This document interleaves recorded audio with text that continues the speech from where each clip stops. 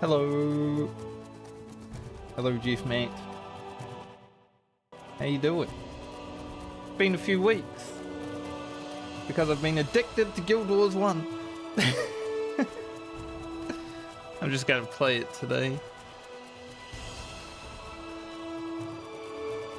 It is what it is. Started playing this game like a month ago or something, and then, you know, couldn't stop playing it.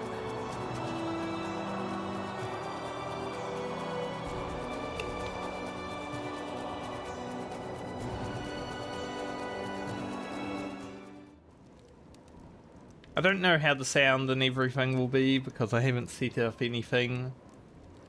We're just chilling. But yeah, it's been a few weeks.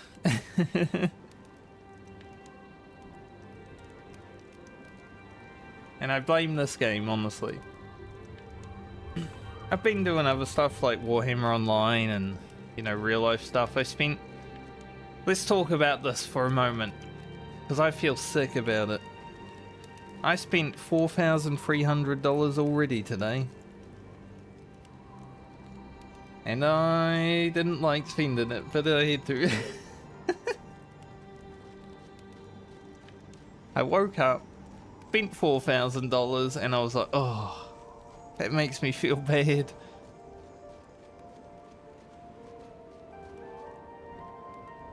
That was for my school fees. Gross. On top of, I spent $900 last week buying new clothes because I was like, well, if I'm gonna go outside for the first time in many years, I might as well get some new clothes. Bought a rain jacket, a windbreaker, all that stuff, you know? So over the last week, I've spent over $5,000 and I hate it.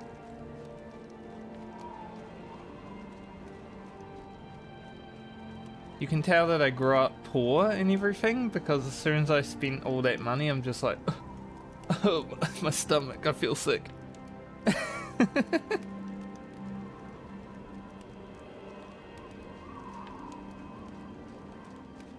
To be fair, over the course, I do get that money back because the government are going to be giving me like $300 a week just for going to school, so that's nice. But right now, it's just like,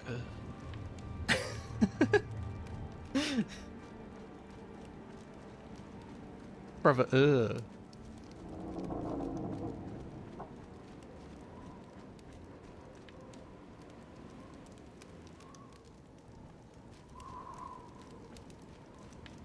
yeah. Spend that money on something that's worth. Exactly. WoW token. My friend actually said that when I told him I spent $900 on clothes, because I was like, why the fuck are shoes so expensive these days? Because I did buy a new pair of shoes as well. Not like crazy branded shoes or anything, just all shoes are like $200. Thankfully mine were on sale, so they weren't $200. Maybe it's just New Zealand prices.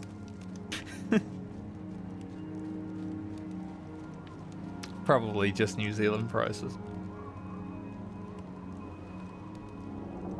He's like, you could have bought like 50 WoW tokens, and I'm like, yeah, but I haven't played WoW.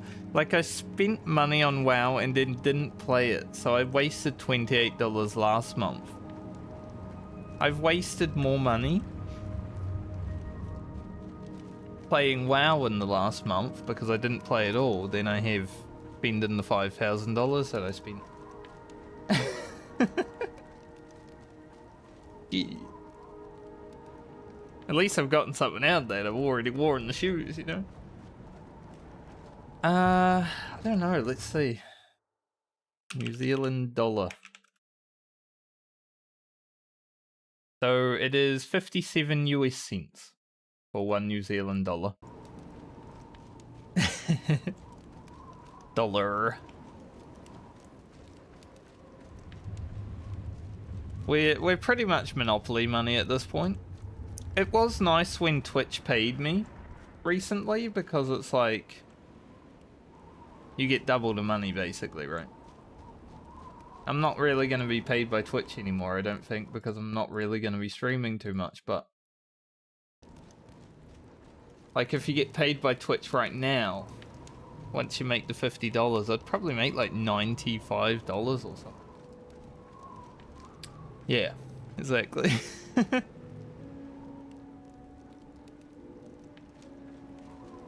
I'm also streaming on no category because I am playing this game without backseating so far.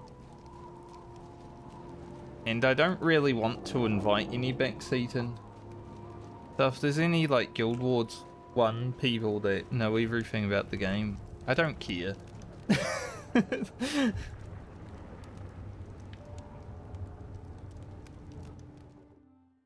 I've gone through zero spoilers, been seeing everything that I saw in Guild Wars 2. Like, the world map is still the same as Guild Wars 2, which is crazy.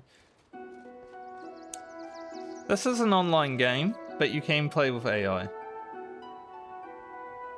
And I am playing Melandru's Accord, which is Iron Man. So I'm not allowed to use the bank. You are unable to access this vault. I'm not allowed to use the bank, I'm not allowed to talk to traders. Like these guys, they can't trade with me. I have to get everything on my own, and because I can't use the bank, I don't have any bag space. This is my whole bag space.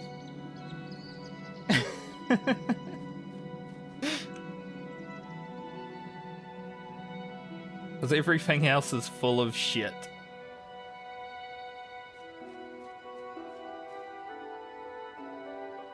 But yeah, I'd agree with that. Like, Guild Wars 1 isn't really an MMO. Like, these are players here, right?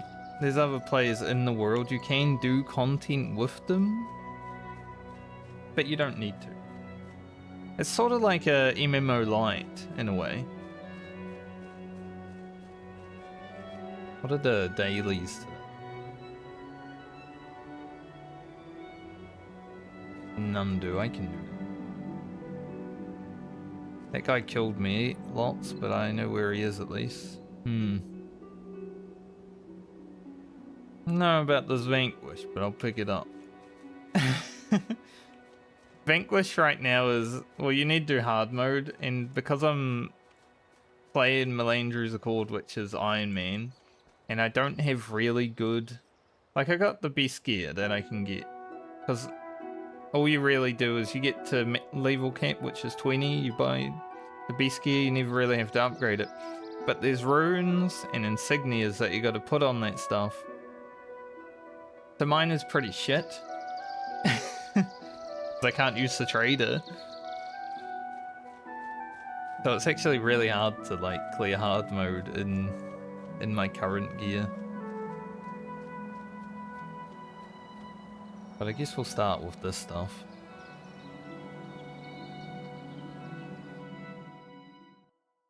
I have played for many hours. And I have 252 deaths.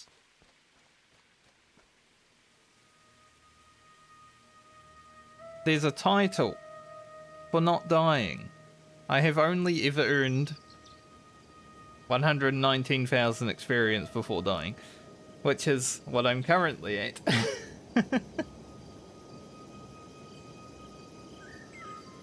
252 times, and I haven't even finished all the content yet.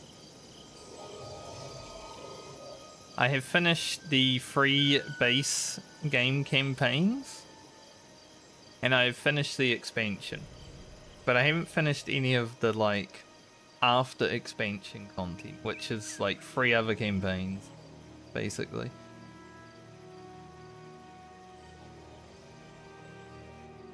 So if I was playing hardcore, there is a hardcore mode in this game, but if I was playing hardcore, I would have lost so many characters. It would have been crazy.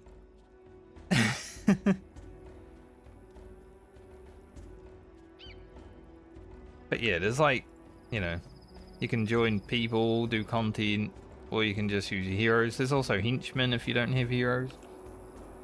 For heroes, you have to put the skills in yourself. which I do find very fun.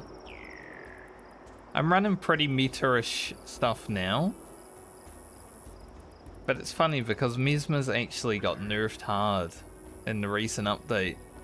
But I was already, before I even figured out that Mesmer was like really strong, I had already been eyeing up half of these abilities.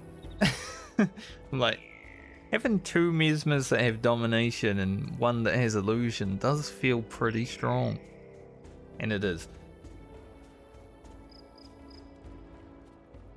But then there's me playing the weakest class, the warrior. Now, will I try this mission on hard mode?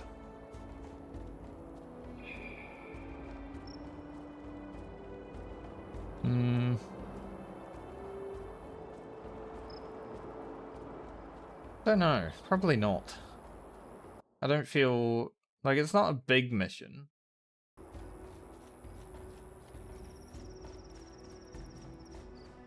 But there's a lot of fighting. Let me see if I can remember it exactly.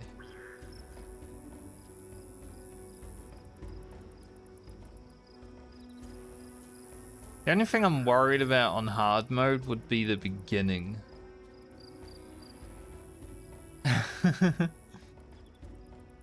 Because I am able to do hard mode stuff, just it's very few and far between. Like, I cleared this map yesterday on hard mode, did the Vanquish here. But it's quite easy because you ride around as a worm half the time. But whenever I'm having to fight with my own abilities, it's like, maybe, maybe not.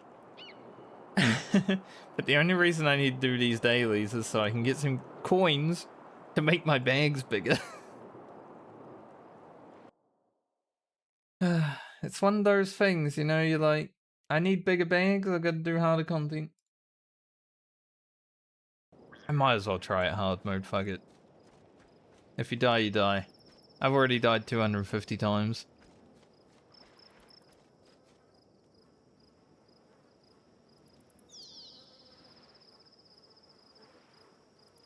Not like anything's gonna really, no.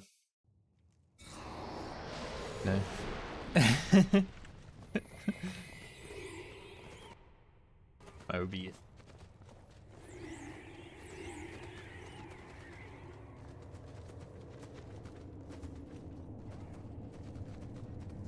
Where is Aldajora?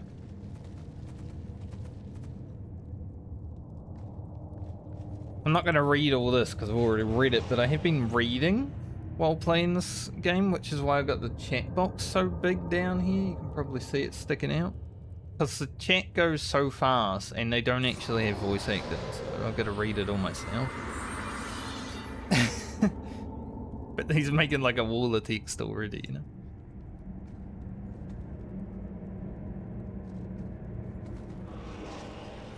What was this? Ah, yes, I need that.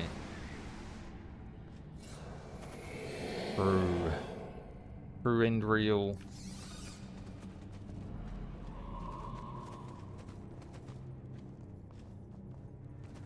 This is the only part of the mission I'm really worried about, though, I would say, on hard mode, so we'll see how it goes.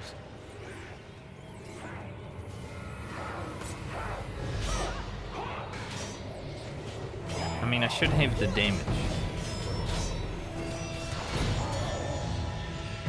It's just like everything else.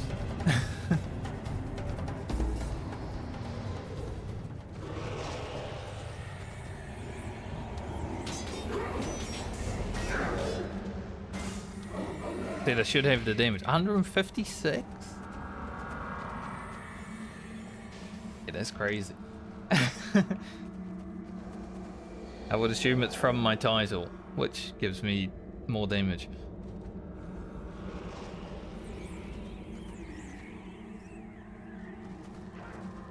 Yeah, we're gonna have more aggro here.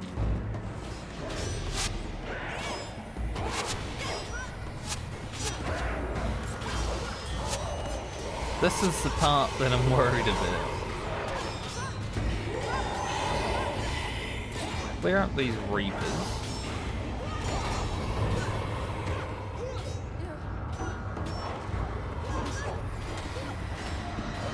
go clear the others.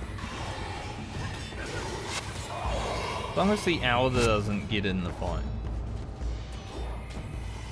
then we should be okay.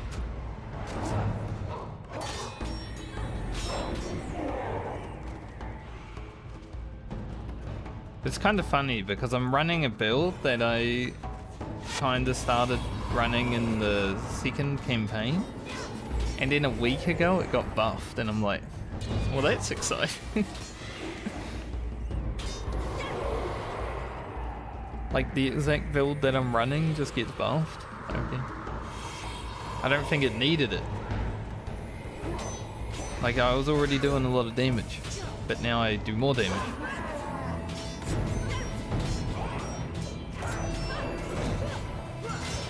We got good cleave, we got good single target. We need money.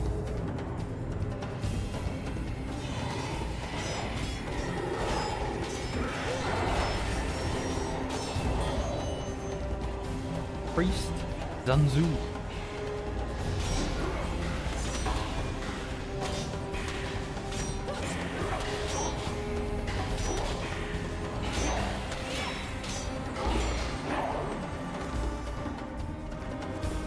Torturing you to death will be a delight, he says.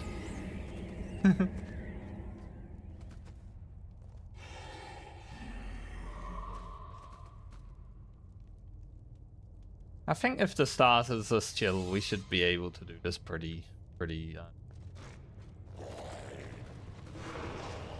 long as I don't get interrupted in the bio.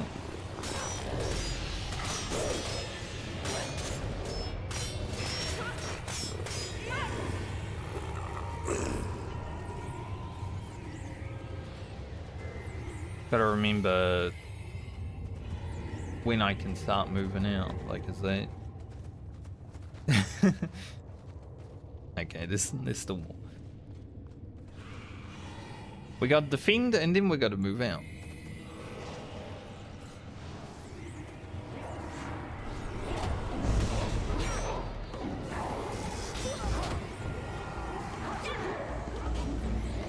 I will say though, caster mobs in this game, absolutely fun. Just like caster heroes. I don't really want to pick up any more victory tokens. I don't think I'm gonna get anything more out of my spin. I used like 80 yesterday, made a bit of money, but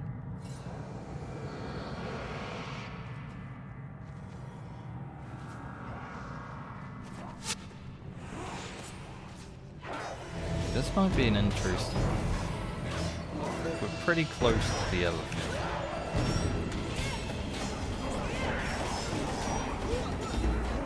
But we do have a lot of damage.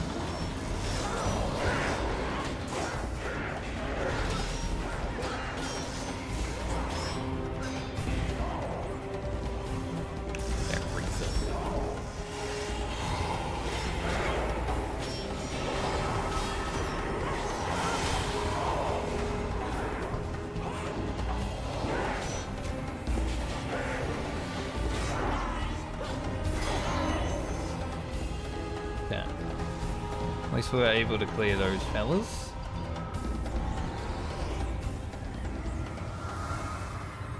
For the second Harbinger. Olivia, stop killing yourself. Please.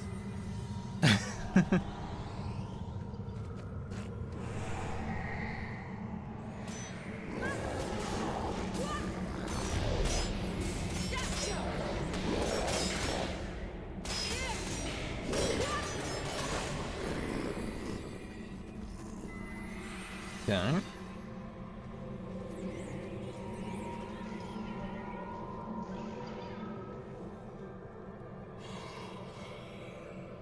Do not listen to them. We will be victorious.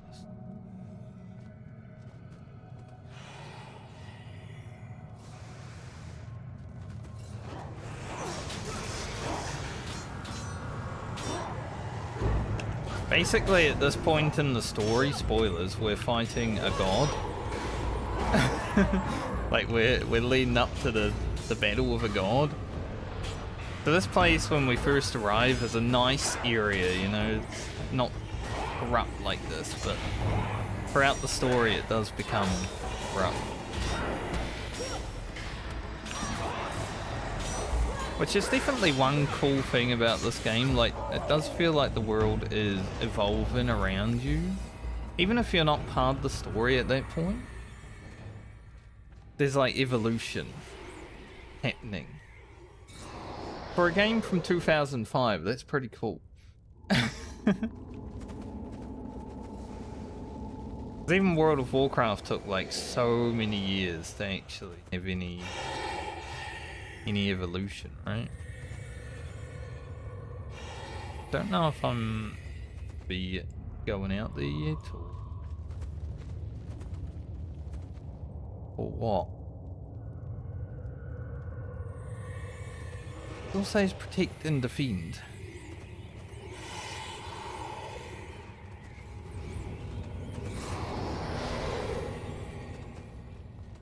So I'm just trying to remember.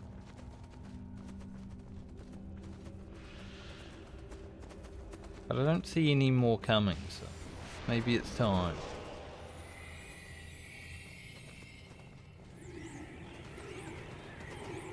To be sure, maybe I'll go up here and kill a few.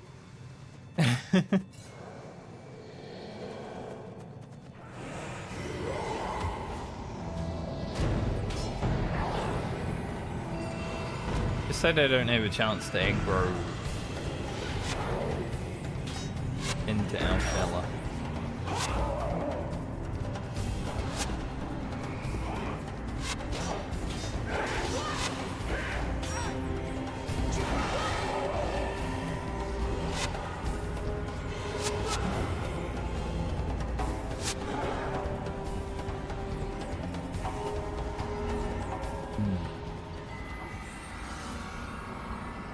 Yeah, I think the waves are done though.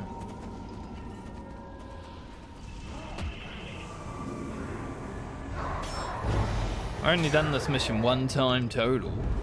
I don't remember everything about it.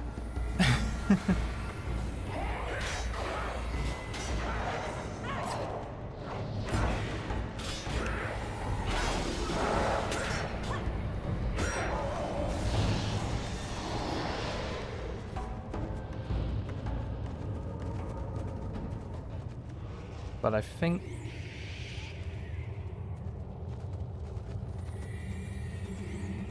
we should be good to move. Now we can do the offensive part.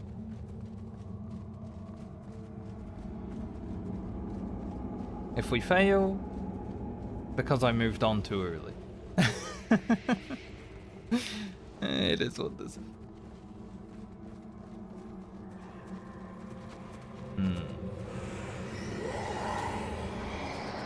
Maloney.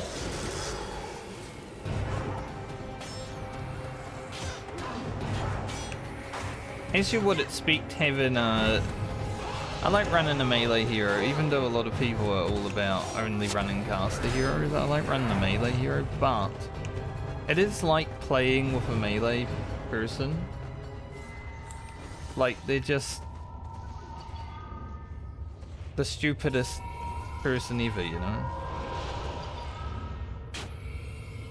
They want to be running ahead, fighting everything. Solo at some point. Like, Maloney actually acts like a fucking real player.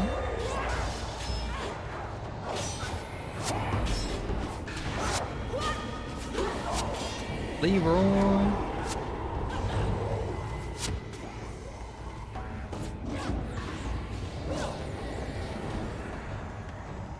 Quite impressive how good and bad the AI can be. This game has made me frustrated a lot because of how bad the AI is at times.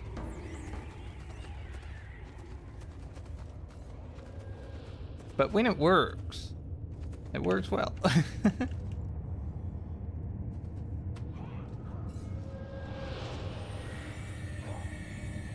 Come.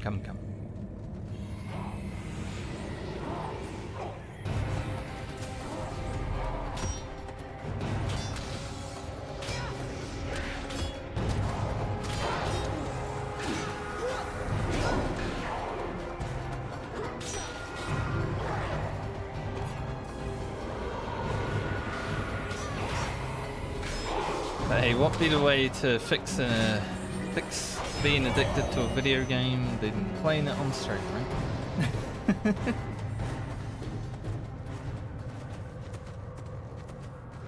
Go in there.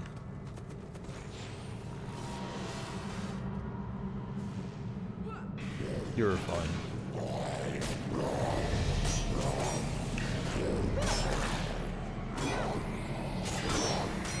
I think this is the one we have to purify twice. Yeah. Basically all of these last ones, they're very strong.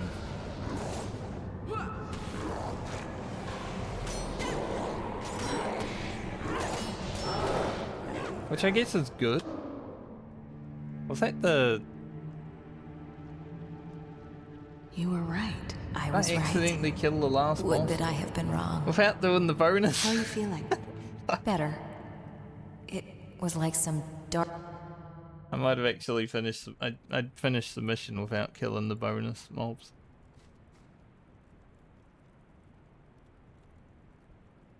I mean, I did it on hard mode, though. Question is, can I... No, because I'd have to do it.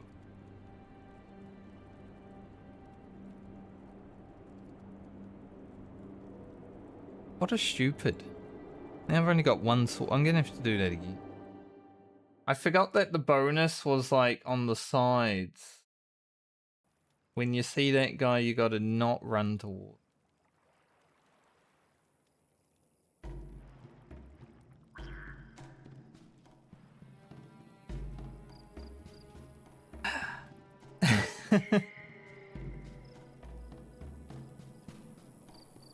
I kind of want this insignia. I don't really care about the rune. Even though for a lot of people they'd be like, free smite and prayers? That's amazing. It is. But I don't want it.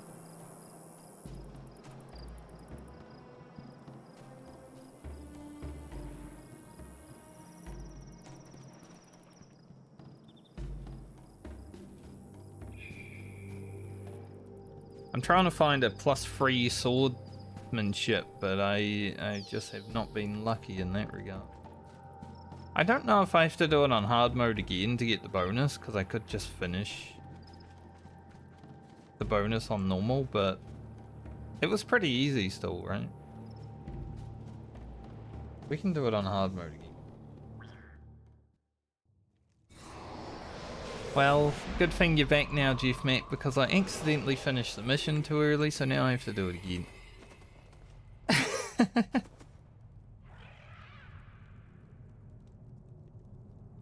I was meant to go kill 2 ads, and I accidentally just went for the main guy.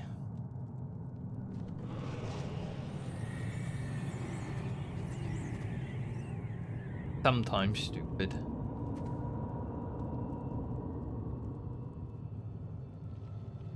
Big noob.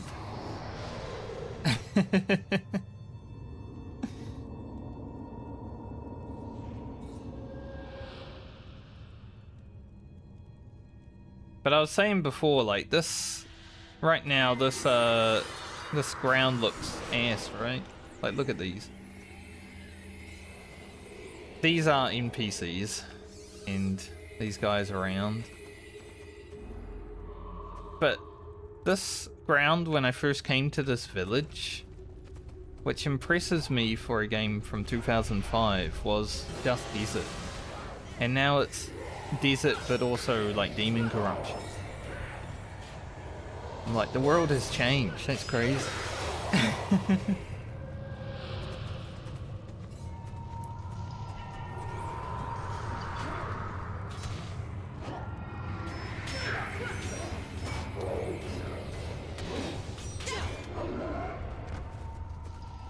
Whenever you're playing a video game and like there's a actual change in the scenery and world when you go into an area, it's like, wow, they actually did that.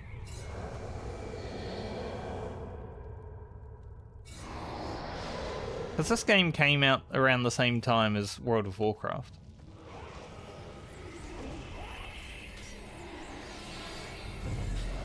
And WoW didn't really do that until Cataclysm.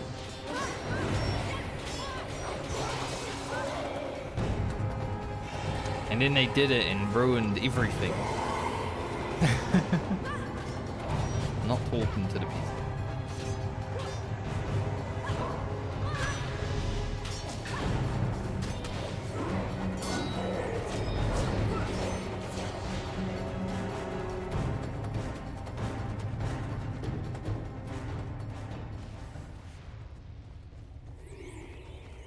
But I think today we're probably going to be strolling around Kryta, which is like the human starting area in Guild Wars 2. If you've ever played Guild Wars 2, you've probably been there.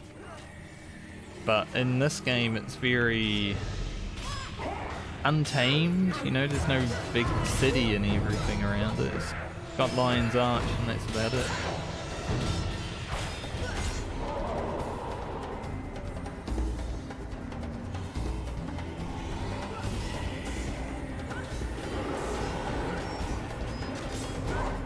Cleric didn't run through this hours.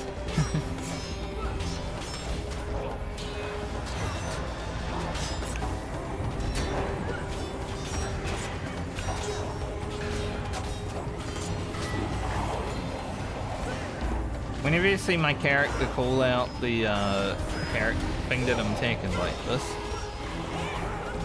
I'm attacking. That's just me trying to command the NPCs to actually do what I want them to do.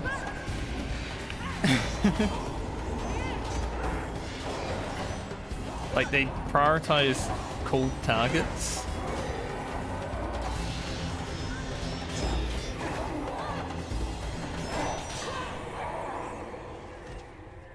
Which I find is pretty fun.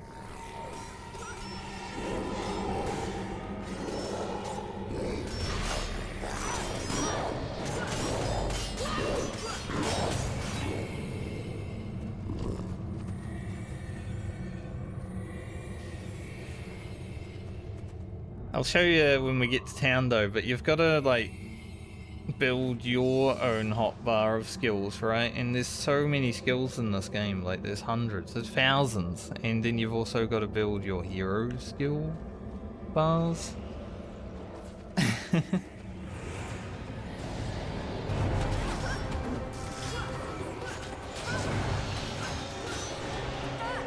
And there's elite skills that you got to go like fight a mob out in the wild and have an item on that you can capture their skill.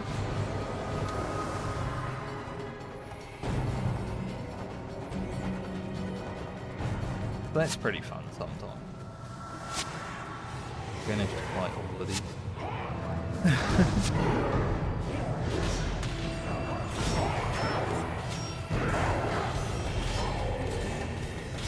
Big AoE.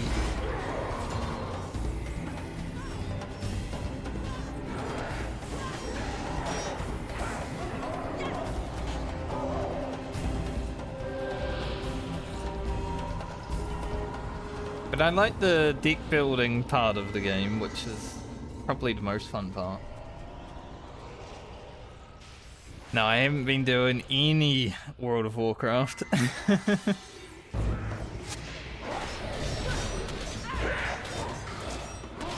I've played 0 World of Warcraft in the last month.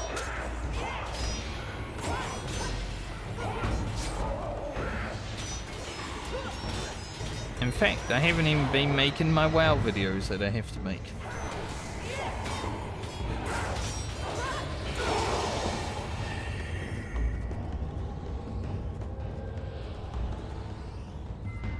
I've done some Warhammer Online because there's a event on to make like a Beacon slot ring. So I've made 2 of those. And this game for 180 odd hours.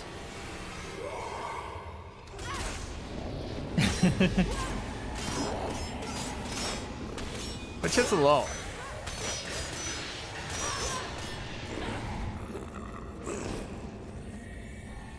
Yeah, I mean, you burn out, right? Like, I'll get back to it. At some point, I will finish the medley, but just been difficult to want to play.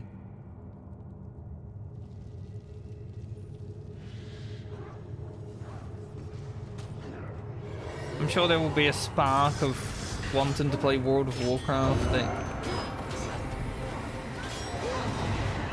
pushes me to play it at some point. I think that was one of the main issues. We were having to grind furballs.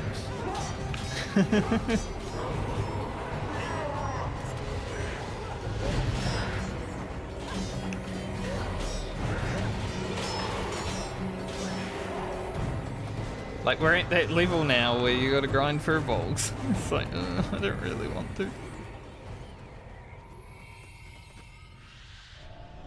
I think we should be able to move out now. Come to me, mortals. This time we won't go directly to him. I will remember to do other things. But I am gonna go clear these guys first. Just to make sure they don't get too close to him.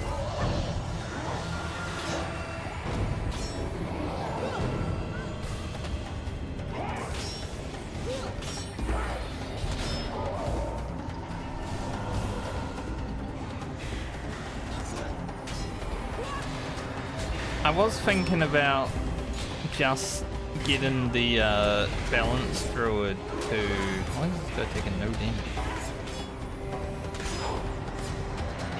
Like, die, man.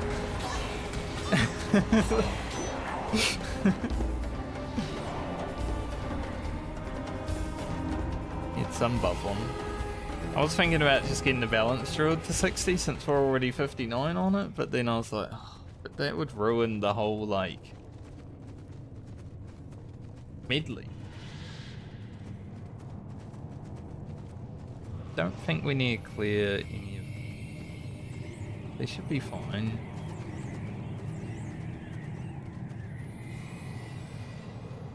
Alright, this time we go and kill the bonus mobs before we kill the main mob so we can actually do the mission. Instead of just doing the mission. Stupid. You stupid noob.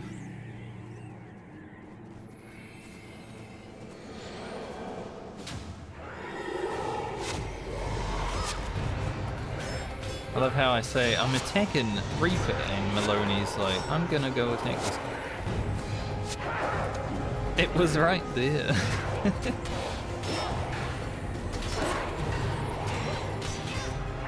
What I was saying before when you were AFK, Jeff, man. When I call a target, they will try their best to fight that target. But sometimes they do act like actual players, you know, and they just do whatever they want.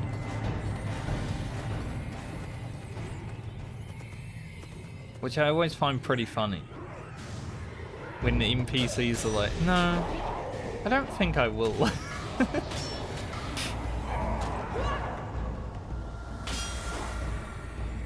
Yeah, exactly. Like, considering this game's from 2005, the AI is pretty good. Sometimes it is frustrating, and sometimes they will stand in an AoE and just die. Especially after a patch change that they made last week, where they made it so the NPCs have more, like, AoE resistance. For, like, the casual players. The mobile players.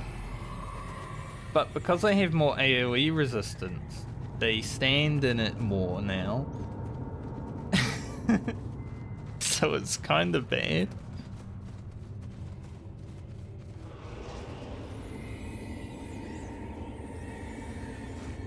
That one's so close.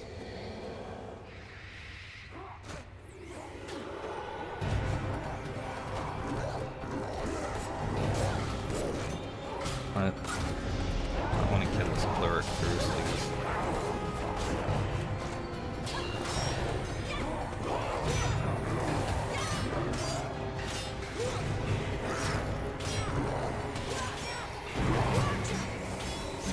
Well, you gotta think this game's 20 years old, so all the people that play this game have been playing for 20 years and they're annoying about it. It's like World of Warcraft Classic Andes. You know, like me, we know everything about the game. We don't want to be around the noobs.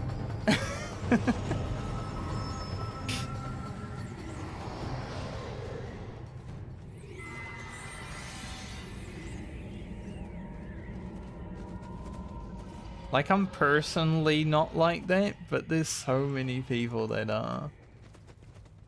And I just don't want to deal with any, like, backseating or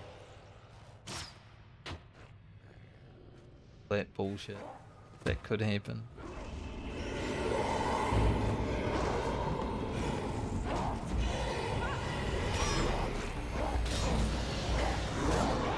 Purify the harbinger so it takes a little bit of damage.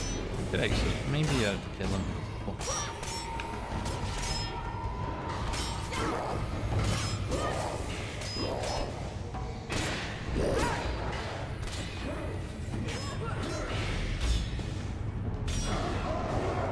But also kind of like testing myself, because I feel like there's more skill when you've got to control multiple characters.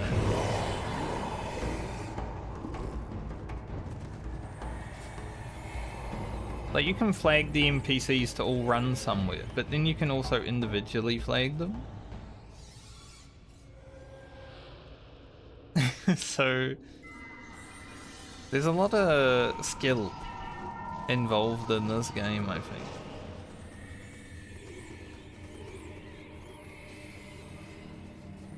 Generally, I'm pretty lazy with my flagging, but when I'm doing hard mode content, you generally got to pull it out. Like, you know, if I want to do a pull like this.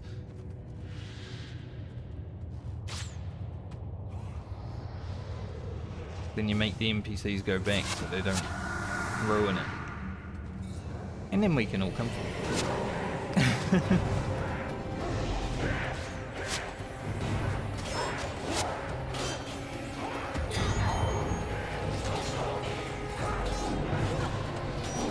Like, I like that.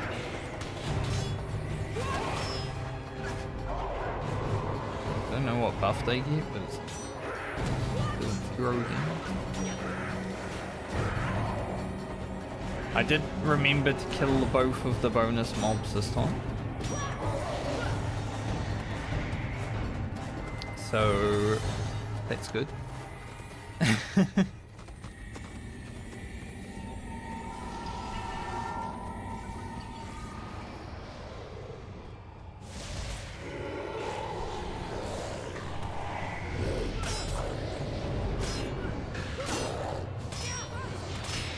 Pulling this shit out of them.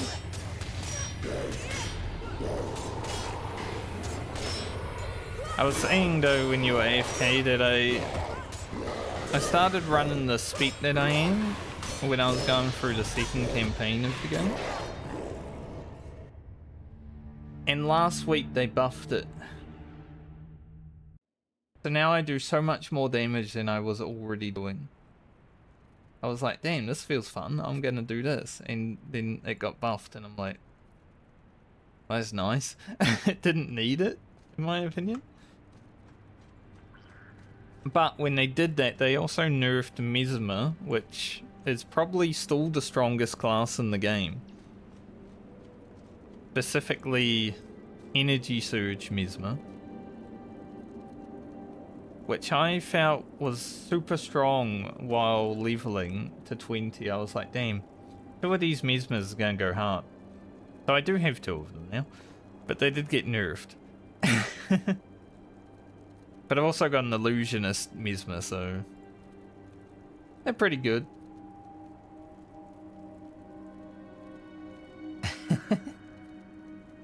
Yes, my accent makes things funny sometimes.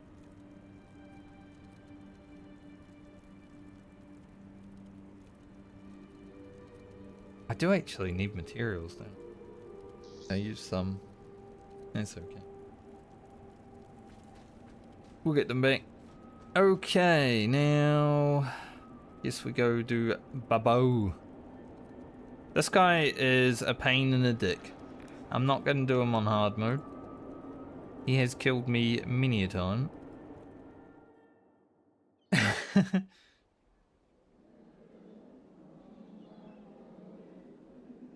is in the Undercity. The World of Warcraft Undercity. Gotta remember the quickest way to get there, I think.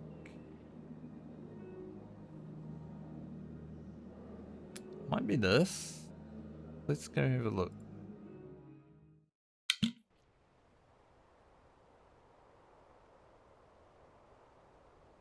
Also, this campaign, factions, like the ugliest start point. This city is massive, right? This is a whole city that you can explore around. It's got like the main part of the city where you do all your trading, whatever. And then a bunch of explorable city areas, but it's all fucking ugly like this. Like, you wander around this for 20 hours, basically. It's like, ugh. When I finally got out into the valley and, like, the hills, I was like, oh, thank God, no more city. Like, it looks so much better out there.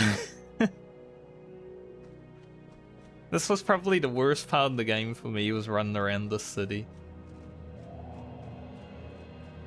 And all the hours that I've put into it.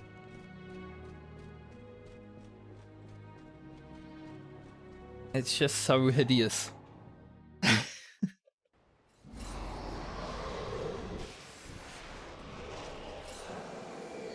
Is there no way into the Undercity down here? No, so it's probably gonna be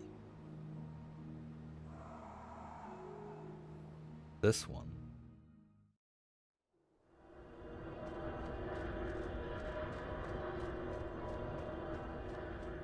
Also, the story in this game isn't that great. I'll be honest. It's very hard to follow, and there's a lot of missing pieces that were either used to set up Guild Wars 2 or they just didn't have time to do.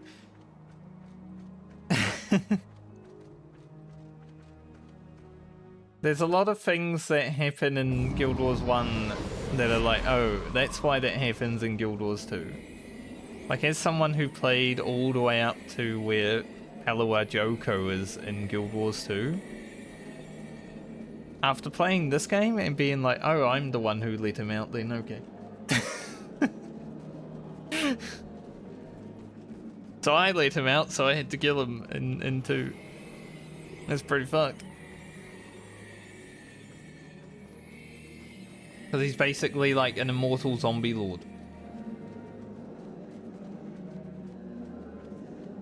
Don't know what that quest is. I'm gonna worry. I'll worry about those quests when I'm doing Winds of Change.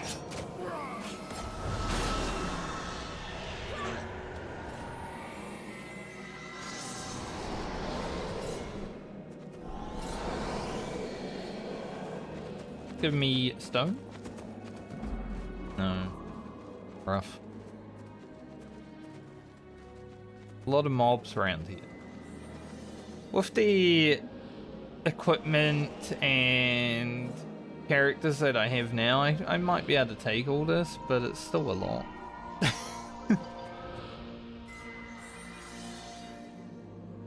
One thing that this city taught me is patience. I will say that.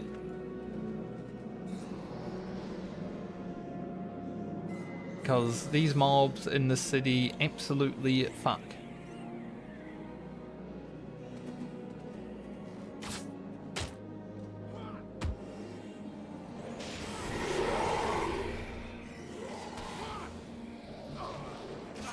They're just like, we're gonna ruin your day every time.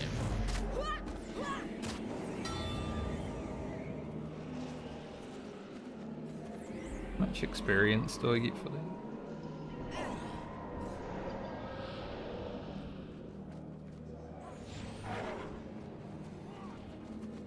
And sometimes also the mobs just want to fight you for a reason, even though you're not even aggroed.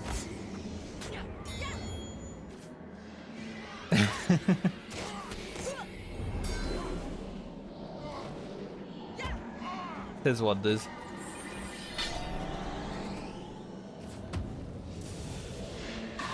But I think I died in this city like 50 times before I get out of it, I want to say.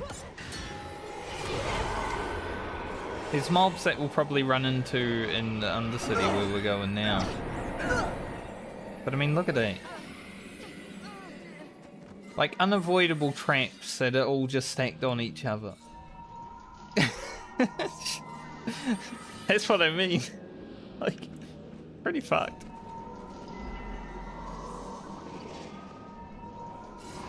I don't know if we actually have a res.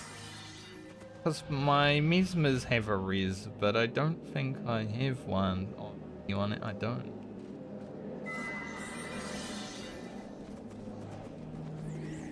Well, looks like we're going without. Alfie is already a ghost anyway.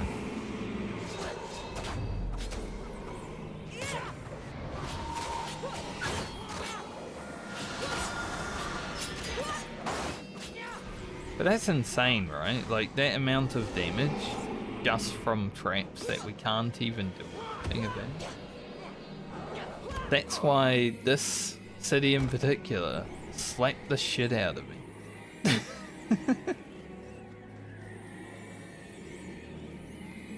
Like, it's absolutely insane.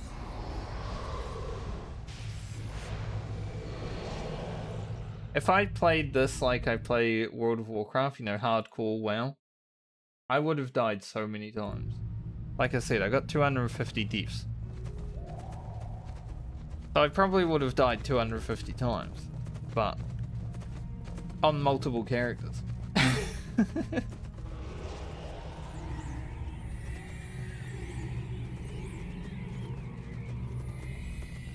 I don't even think I'd be able to... I'd still be leveling.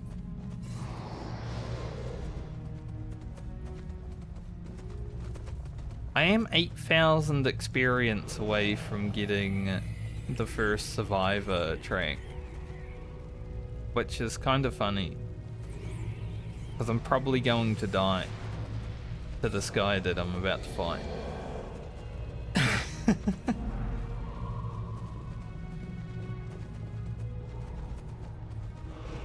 Maybe we should just not do it and get Survivor and then come back, you know.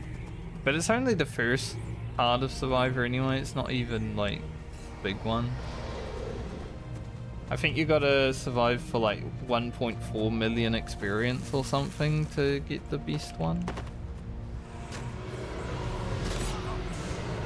And there ain't no way I'm surviving 1.4 million experience. Like, that's probably never gonna happen. Not as a warrior.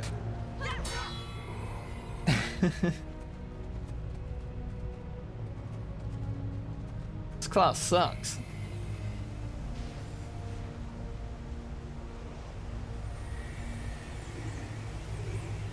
Yeah, these afflicted mobs. When you first make it here, you first have to fight these guys, and they explode on death, but also do so much damage. And in the recent patch, they upgraded one of their abilities. They've got like an afflicted monk, and they've got an ability called Ray of Judgment. And the patch buffed Ray of Judgment, which also buffed it for the mobs.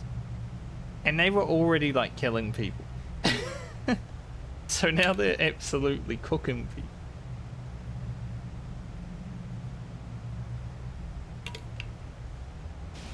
There's a mission. I think it is this one. Kaneki Temple. I still haven't done the master for that, which is like do it within 20 minutes or something. But there's so many afflicted mobs that you gotta go through here. There's so many trash packs that just destroy you. Completing this mission is basically the first step in becoming a Guild Wars 1 player.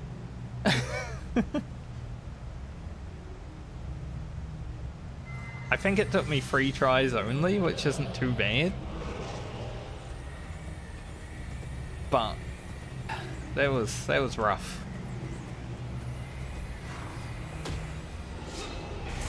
Especially at that point because I didn't have full heroes, because I've been playing through chronologically. And you don't really get heroes until Nightfall, which is the third campaign. This is the second. Like, I only had Althea, Davina, Devonna, whatever her name is, Mox. I did go pick up Gwen. And I think that might be it. Oh yeah, I had Ogden and Vic as well. So I did have a few. But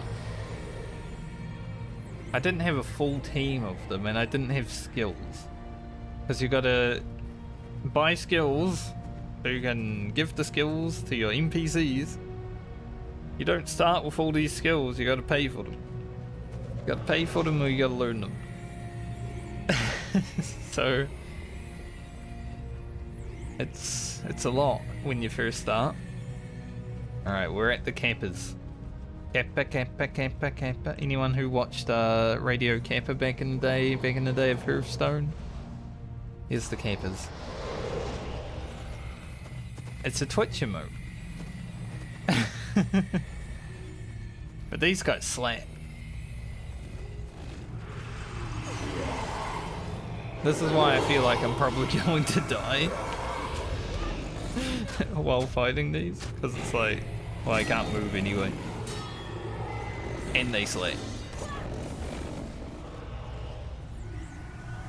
So let's just take it in for a moment. We're at 132 out of 140 and we're probably about to die. Maybe I'll go do these ones first because I don't want them to aggro. Ever.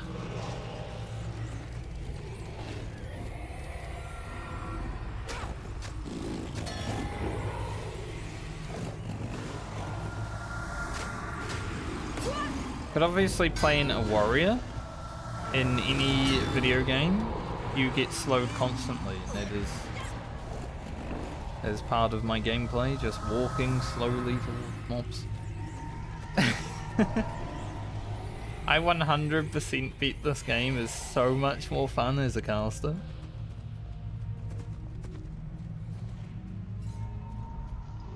But it wouldn't be as hard, so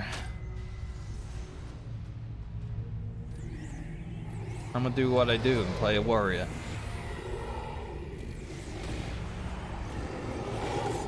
Look at me go, having fun gameplay.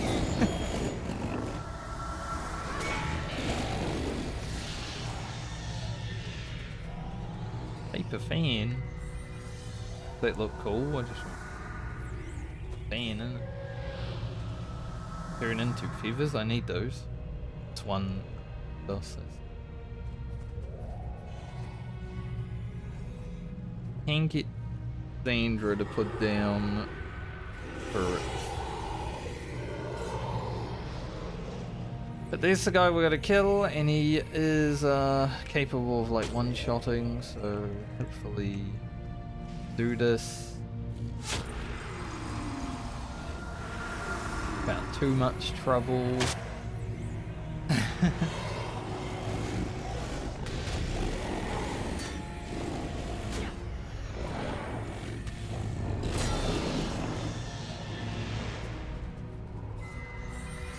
One thing I do like about this game though, especially in the dungeons, because there is dungeons in this game, they basically feel like raids, so you've got to like slowly pull, right?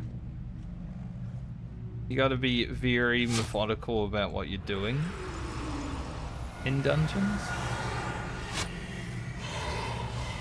Especially in some of the harder ones, there's like elite dungeons and master dungeons or just regular ones. The regular ones are pretty chill. But I did an elite one yesterday for 1 wing. There's 5 wings in. I died like 20 times.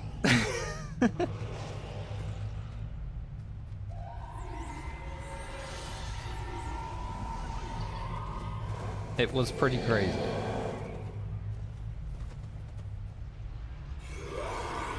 Right, let's get all these down, because I think when we have good... I can pull them back in X.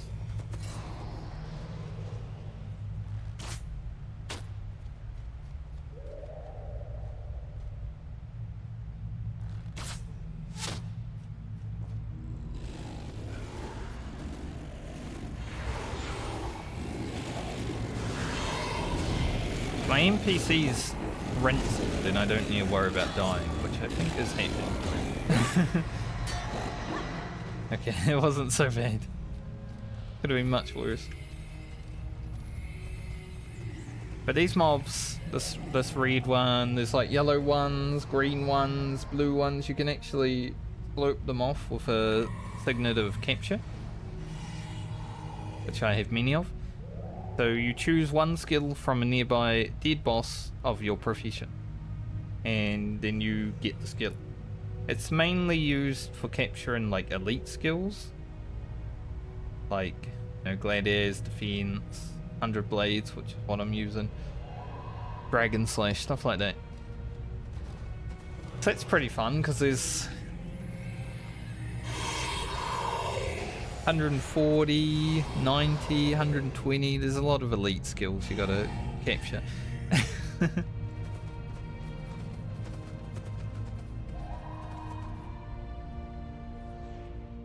There's so much stuff to do. Which is why I've been addicted to the video game and I haven't done anything else other than play it for the last 2 weeks.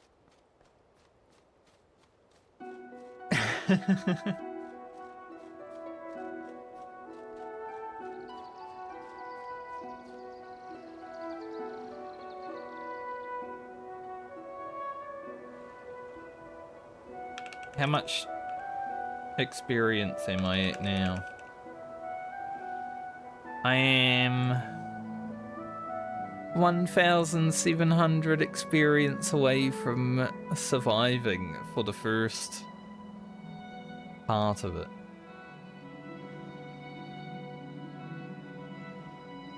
But yeah, basically with these dailies, I do them every day. The ones that I can, because eventually I can buy these, which upgrade my bags 5 extra slots, which is going to be so useful for Melandru's Accord, which is the Iron Man. So I can actually have some bag space. Like this goes to a 20 slot bag eventually. These ones go to 15 from 10. This goes to 10 from 5. It's just going to be so much better. But they take a long time because I need head. There is a quest line that I'm on right now called Titan Quest. Starts here, where I do get a gold coin, but you can only do it on hard mode. So we're kind of saving that one for now, because I think it's going to be quite difficult after doing it on normal mode yesterday.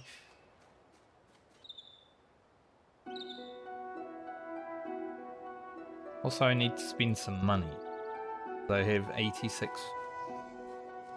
I guess I can get a little bit more. We've got 13 platinum in the bank. When I first reached 99 platinum, 999 gold, and figured out that was the gold cap for one character, I was kind of disappointed because it didn't take me that long to get there. And after that, it's like, well, I guess I will spend my money then. I must. It's like real life. Just like people don't actually spend their money in real life.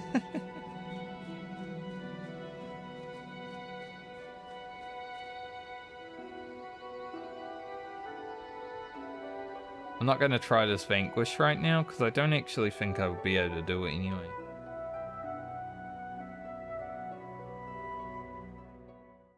Not easily.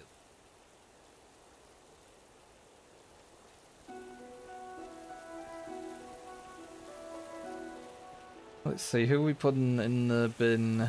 Probably Nurgu.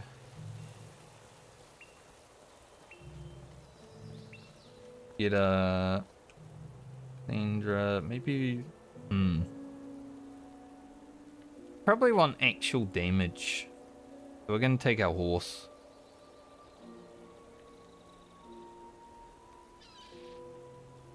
This is for if we actually need to do 6 main content. Yeah, blinders. I'm gonna start a quest line called Warring Kryta. Which is something I haven't done yet, so. conflict in Kryta is escalating into civil war. If you're a true ally of Kryta, you will rally to her cause. I'll take care of it.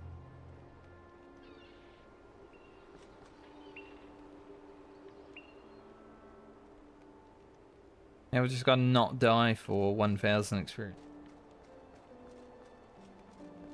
Easier said than done.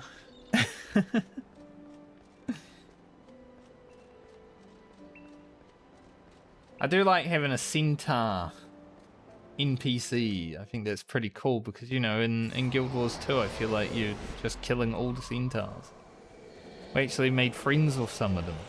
He is a bit of an asshole, but he's my asshole. Also, look at this character. Like, this character was designed for gamers in 2005.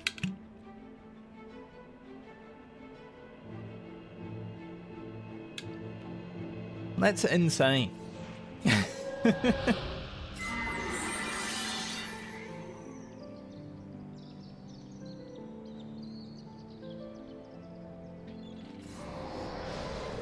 Where am I even going? I wasn't even paying attention. Gotta go to Wilderness? Never been there. I just wanted to run outside and look at people.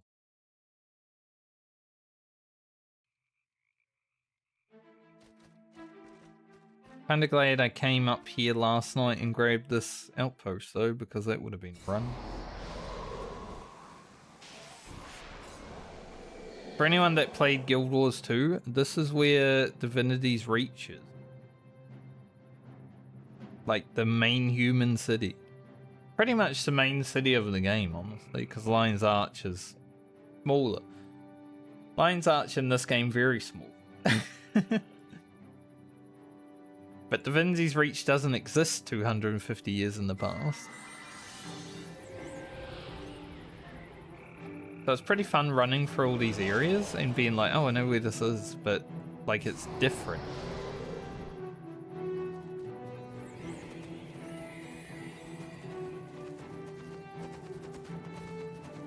Like, I think this swamp is pretty much the swamp where you do the fight.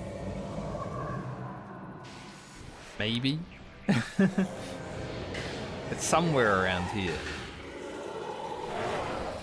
Pretty much the swamp where you do the fight with the big old tower in Guild Wars.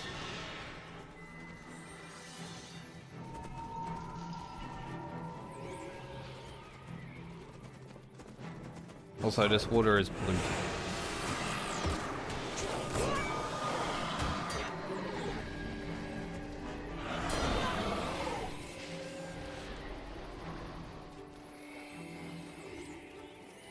That's okay.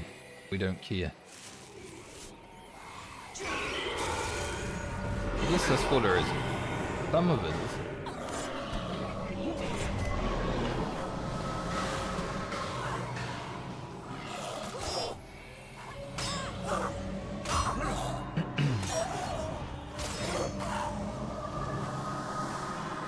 Drained.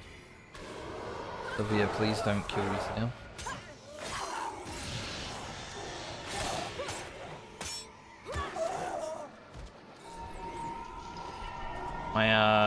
My necromancer healer, basically she does damage to herself to heal.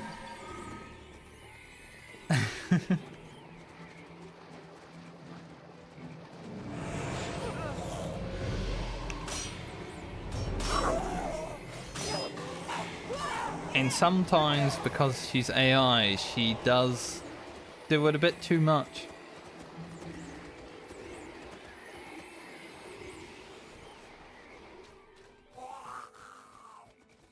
Every now and then, you just gotta remind them. Don't do it too much.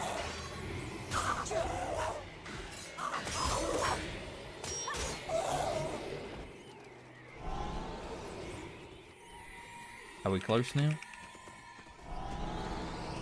Pretty close. I don't know if I get experience for completing this quest though. It doesn't say it gives experience.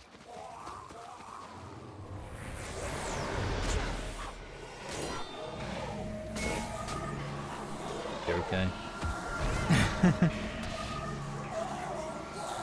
Thankfully, these guys aren't high level mobs.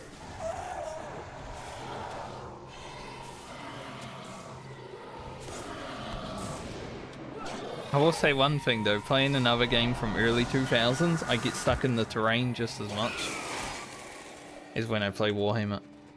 It's kind of funny. I just can't get away from it.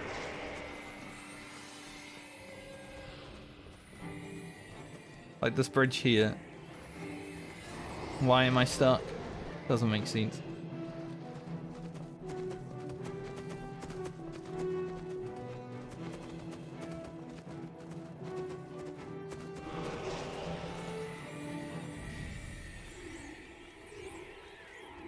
Too many old boomer games. Are we on free now? Classic WoW. Warhammer Online. Guild Wars 1. Really went back in time.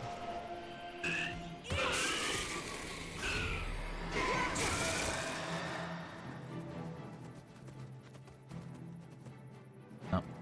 20 gold. No. Worth.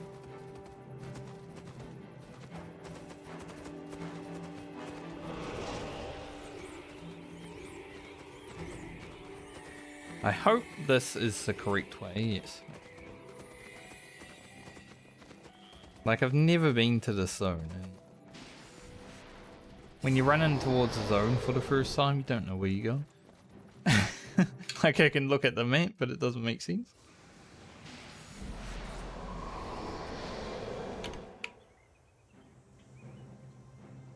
Like, where am I?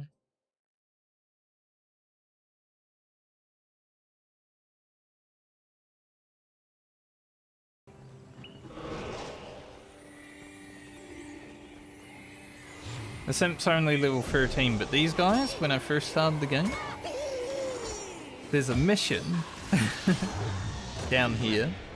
I think it's Hell's Precipice, but it might also be Ring of Fire. Either of these two, but there's so many imps on one of these maps. I think I died like 10 times in one mission. Like, I definitely wiped and had to start again. So many times. Back when I first started, it was crazy. That really contributed to the 250 deaths I have.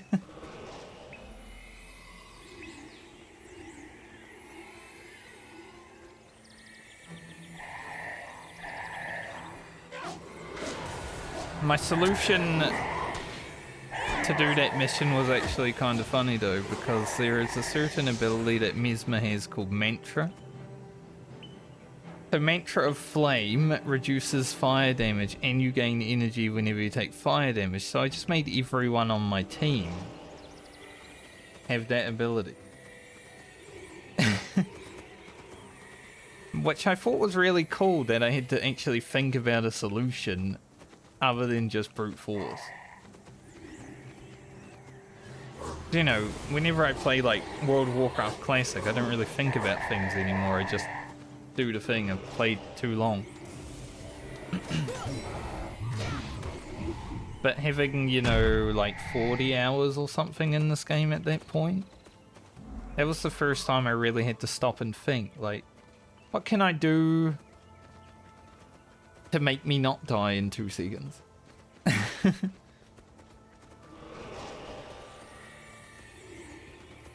It is one thing I think I've been missing in video games in general for a long time, is like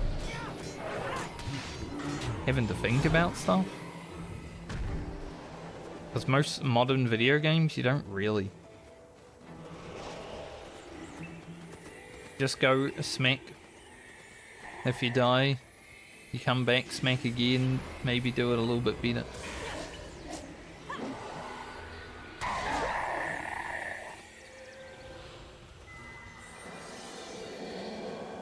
Right. I have 8 people here.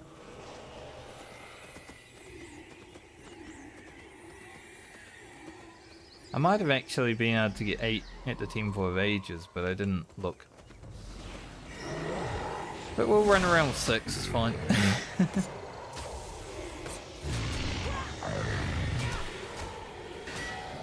It doesn't seem like there's anything that is super difficult on this meat. There's only normal mode after all. But there's definitely one thing I'm looking forward to if I do care about vanquishing and completing hard mode in this game. Because I'm actually gonna have to think about a lot of stuff. Like all the abilities from mobs just get so much more in depth.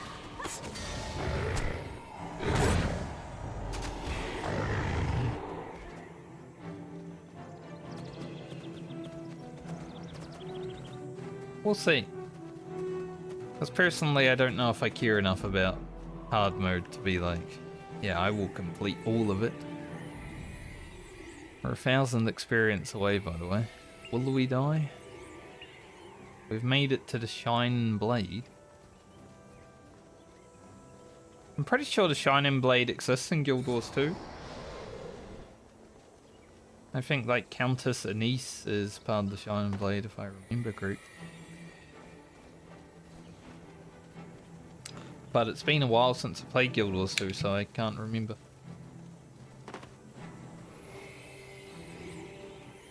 They're all coming out of the trees to greet me.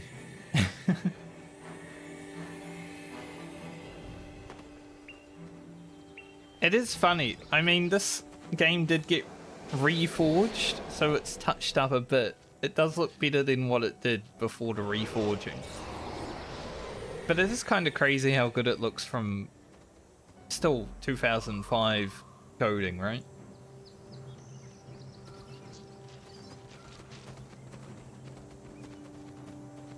It's Shadow and Carlotta. May the gods protect you. Key to a successful insurgency is to weaken your enemy and reduce their ability to resist before you deliver the killing blow. Yeah, I mean, that makes sense.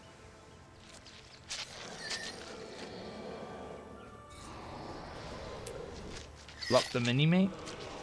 I honestly use this map more than I use the mini-map. Like, I could overlay this map with the mini-map and I wouldn't even... The only reason the mini-map exists for me is just to see red dots on it. So I never even noticed, like, the compass spinning. Because of this map, which you can turn off or make bigger, I think. Yeah. Like, you could play like this if you want, I guess. I don't know why you would, but you could.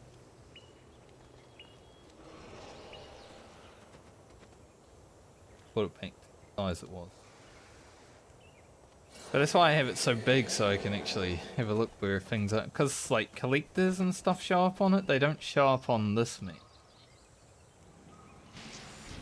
But you can draw on the minimap, like you can draw a penis. That's not a good penis, but it is a penis. One thing I did love about Guild Wars 2 is that you could like draw on the map. Don't know if you can draw on the world map in this game, but you can draw on the minimap. So you can be like, go here. Your Highness, I have just received reports of additional bandit attacks. Where have they struck? Is there anything we can do to assist the settlements that were attacked? Ah, it's Princess Salma. Beetleton was hit last night in the Ascalon settlement in the early morning. We must send soldiers to protect these villages.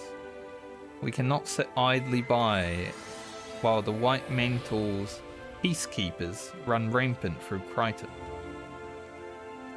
Marching Shining Blade troops into these villages would be a grave mistake.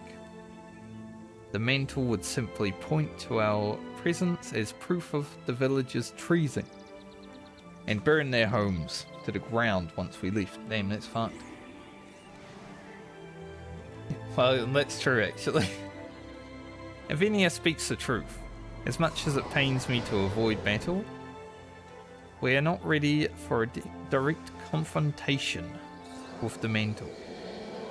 We must continue to lend aid to the citizens of Kryta, but with discretion. I do not like watching as my countrymen suffer at the hands of these vermin, but I will do as you advise. Have patience, Bartholus. Time will come when we can step from the shadows to face the Mantle. Until then, we must build our strength and strike at our enemies with stealth and audacity. Why audacity? Yes, Your Highness, God's willing. That day will come soon, but there must be something more that we can do to help our people. There is. There is always more that can be done. If you're suggesting Livia.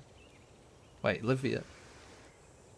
I was wondering why her name changed. She's with me. Why is she's up there and down here? That's crazy.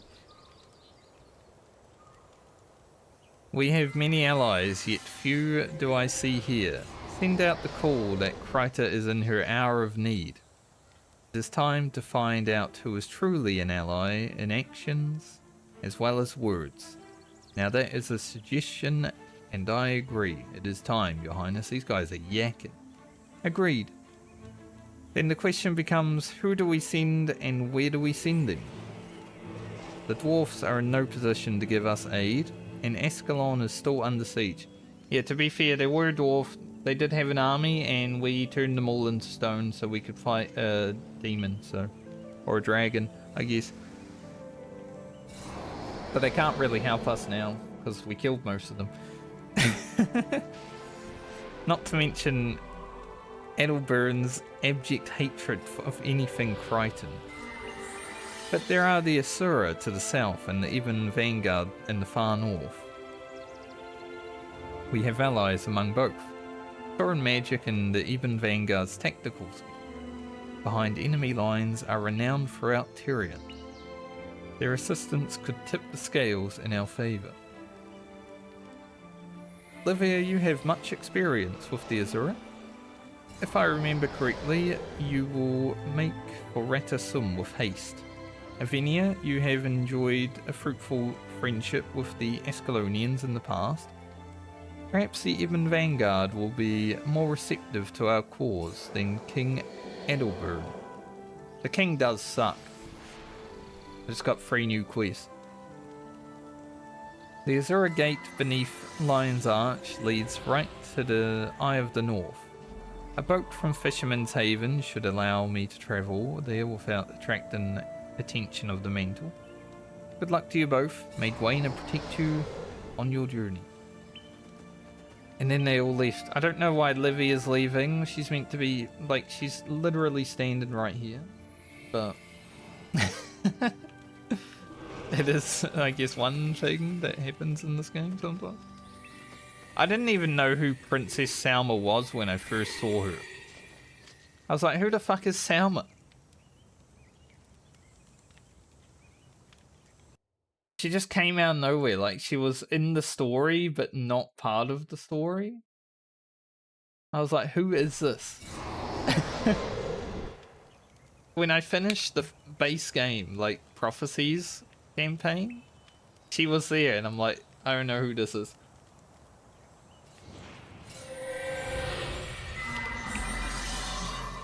But she's got a pretty good model. Like, out of all the models in this video game, hers is probably the most high definition. Funny, because I'm not even, like, here to talk to her, I guess.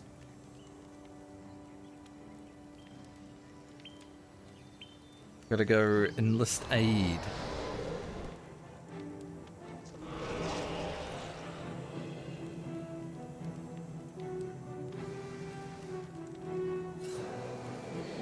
What brings you to this camp? I wish only to protect my people from their oppressors and let them worship their gods in peace. I may be the royal heir, but I am still only one woman. I cannot defeat the unseen ones and their mental puppets without help from citizens of Kryta, and from brave people like you.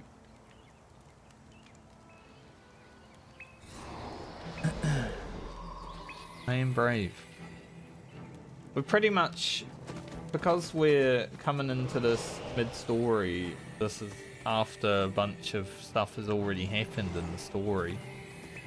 I'm just dropping you lot into a civil war that, you know, you're not even a part of. But I mean, I'm probably only going to stream this game once or twice. Probably not going to see the whole thing either.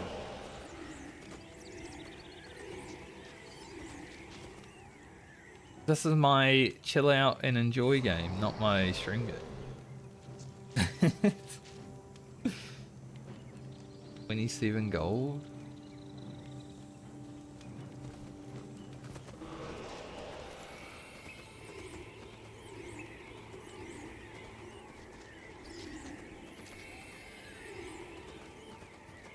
Where are we going?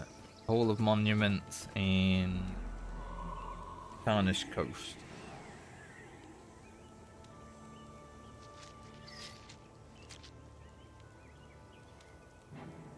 I guess we'll go see Gwen, even though she's not in the party right now, so that's good. Go see Gwen. The Hall of Monuments, which is one thing that people care about because you get rewards in Guild Wars 2 for doing things in Guild Wars 1, which I think is pretty cool. Like, I'm actively working on rewards by playing this game that I don't have in Guild Wars 2. So if I ever play it again, I get free stuff. Like, you basically come in here and you put a bunch of statues up, right? I don't have much because I haven't done much, but I think there's like 50 points total and pretty crazy. How can I help?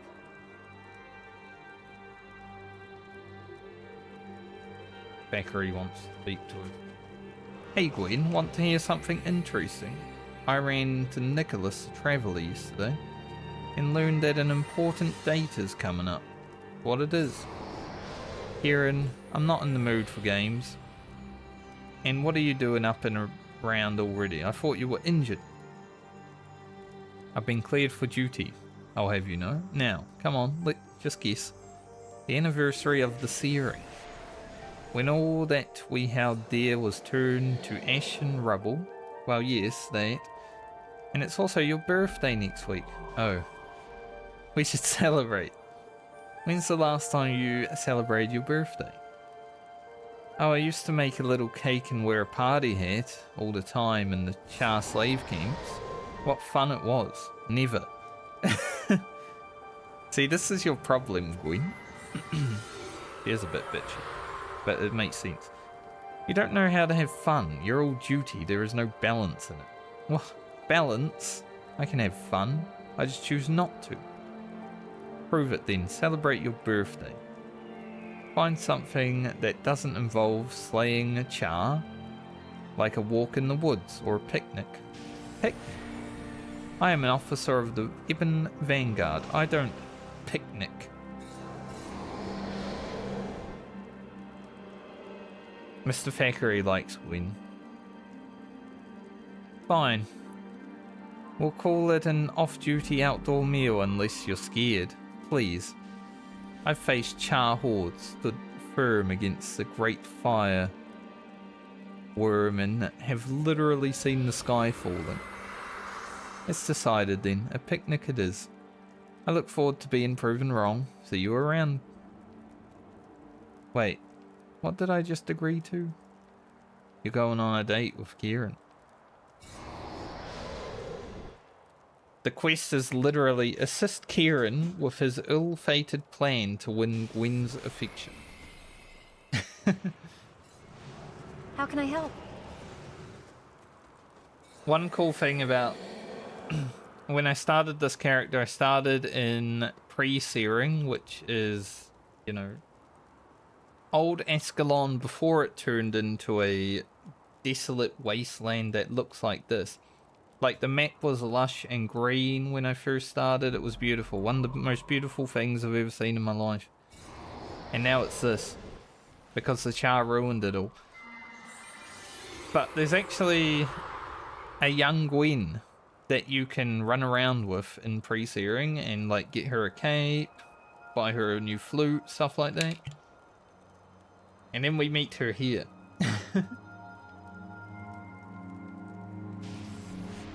Years later. In the storyline, even though it was only like 100 hours for me. So I thought that was pretty cool. Like world building.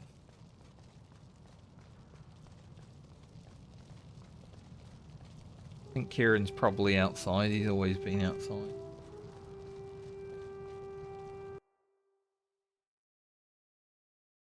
So I can't believe that lads are playing Warhammer right now. How's it looking on?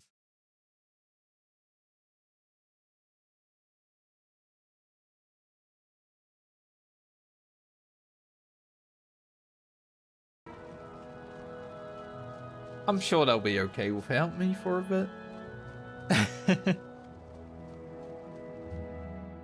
I do want to play some Warhammer today, but I want to do at least one quest.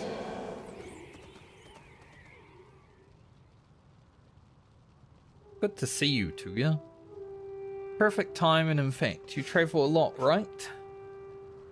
Yes. Why? I need some supplies. I know you aren't necessarily a merchant by trade, but I'm a little short on options, being so far north. Do you know that Gwen's birthday is coming up? It's pretty funny because I have Gwen in the party, so she's literally right here, listening in on our conversation.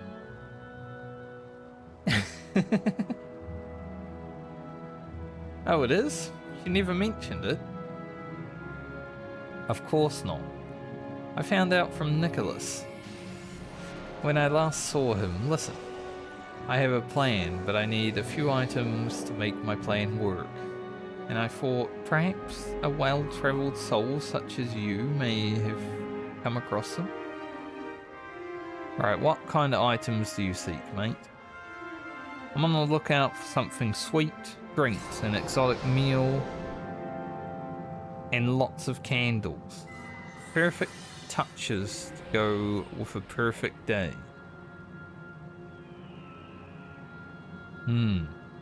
Candles. That might be a bit tricky. You know a candle maker? Sorry, you don't know one? I was hoping you would. I mean, I've probably come across one in my travels. Isn't there anywhere you could think of that you have seen some candles? Are you serious? It's a starting point, isn't it? Just think about it and let me know if you find some. At least half a dozen or so. That's a lot of candles, mate.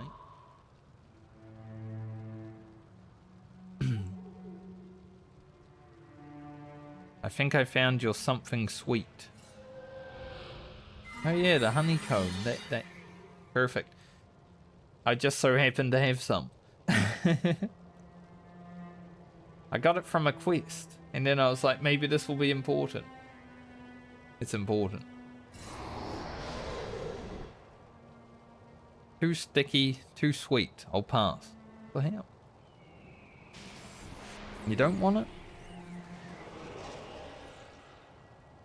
Alright, let's read through his plan so we can actually see what he's saying though. A glorious plan. I'm a little bit excited about it. Were you going to tell me about your glorious plan or just giggle like a schoolgirl? An officer of the Vanguard never giggles, my friend. I'll tell you about my plan, but first you must promise to not tell Gwen. Gwen, close your ears. Bad things will happen if this is ruined for you. Well, I swear that I won't tell Gwen. Good. Come a little closer so no one hears. I've been cultivating a garden. Yes, a garden. As you know, I spend most of my time in the field, doing what I can to crush the Char and help Ascalon. Well, for some time now, I've been cultivating the hanging garden on an overlook in the mountains. I check in on the garden whenever I'm on my way to or from a mission, and when I'm off duty. This garden has become particularly important to me because I planted it shortly before I met Gwen.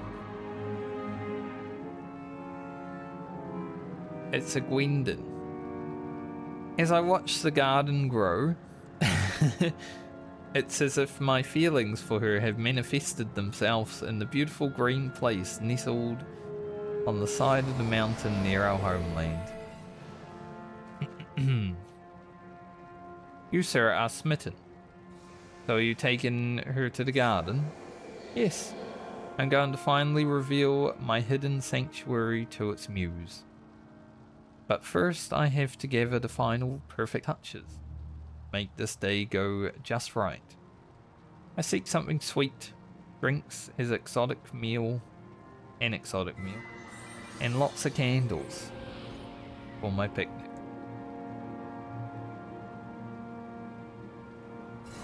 And then it just goes into that. He doesn't want the honeycomb though. Okay. Well, I don't know where to get candles. I'll be honest.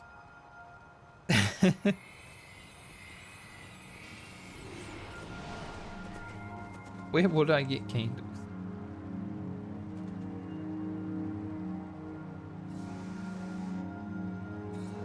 Figure it out. By Googling it. The game isn't going to tell me. I don't know where candles are in this video game. Like,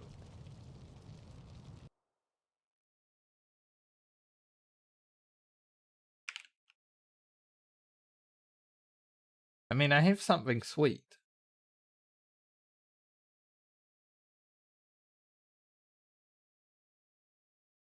But he doesn't want them.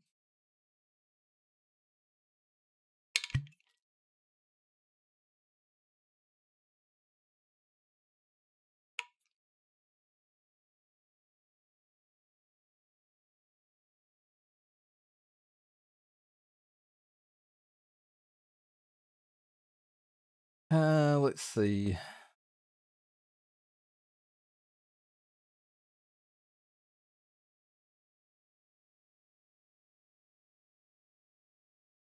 Pretty rude that he doesn't want the candles or the sweets.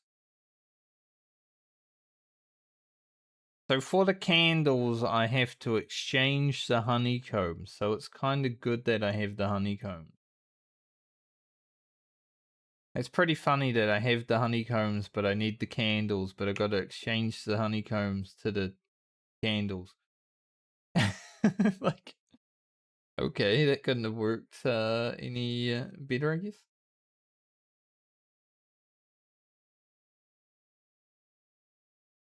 And I know why I didn't know where candles are, because they don't exist until you get this quest. Now, where is this guy? It's a lady.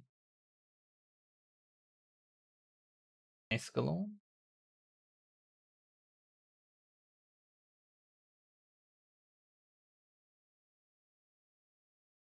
Was. Might be.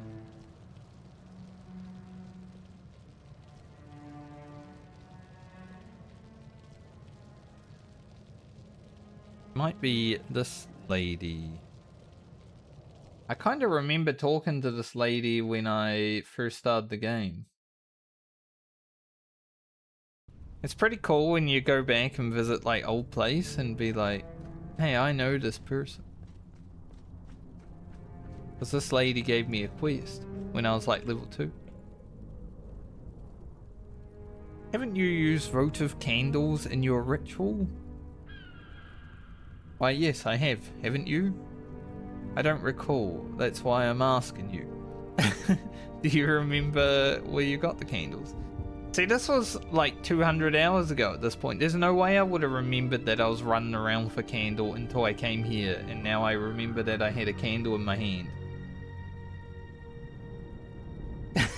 I'm glad Google exists. It would have taken me like 200 hours to figure out. Of course I do. I make them. You make them? Could I buy a few? I would make you some for free, but I have no wax. Very few bees around these parts. Bring me free honeycomb. Intact. No nibbles. No bites. I need all the wax intact. You said that. Bring me that, and I'll make a batch of candles. Well, I just so happen to have free honeycomb. This beeswax is very fine for making candles. I'd forgotten how calm the dipping makes me feel. Ah. What the hell? Excuse me? What did she say? Go give him the candles. That gives me 1 extra bag slot now. Good. Why did she say it like that?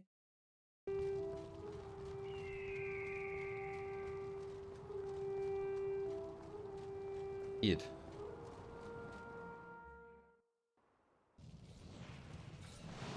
Here, and I've got candles. I have 6 candles direct from Necromancer Moon. I made them just for you. Now, how does he feel about getting candles from a Necromancer? Amazing. From Ascalon. I'm nearly speechless. I think Gwen will really love these. Thank you.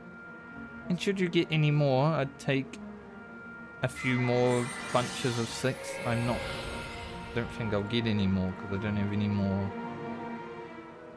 Give me a present. What's in the present? 5 chalice. That I'm probably not going to keep because I'm pretty sure they're for an item that you need 250 for. It's a blindfold. You need 50. And probably not. I don't really think I'll wear a blindfold. I saw some shades that I can buy.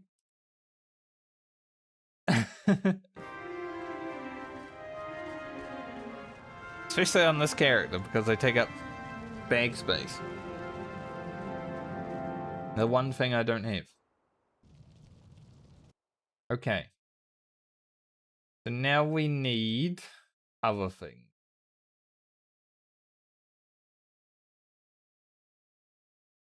Red bean cake.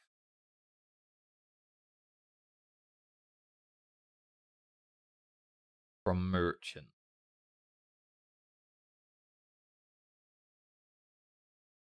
Great kebab.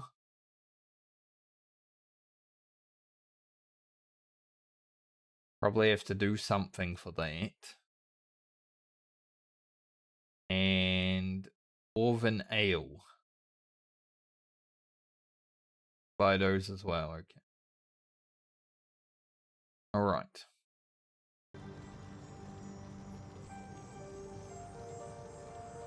Yeah, I was never gonna try to figure this out by myself.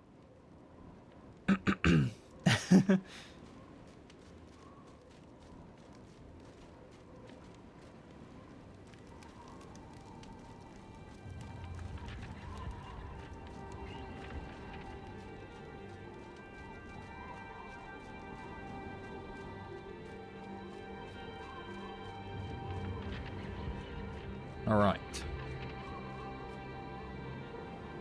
Dwarven ale, I just need 3, I think. 3. Well, we get to spend a little bit of money, which is kind of good because I am closing in on gold camp again. I could go buy skills, but at the same point, I don't really want to. Merchant. Am I in the right place? I had to go to factions. I'm in the wrong place. My bad.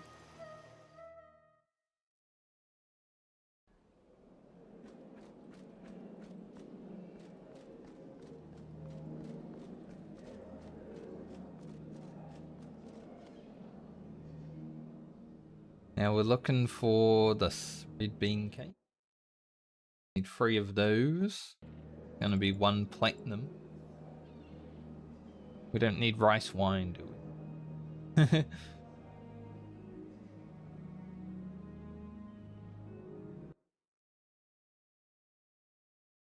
Apparently we need a Drake kebab.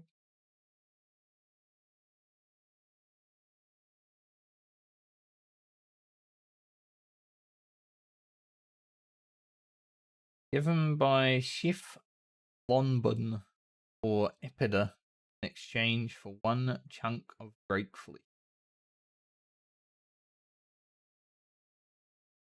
Okay. Where are they?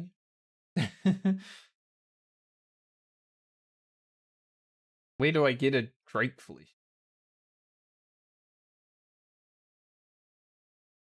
It's just killing drakes.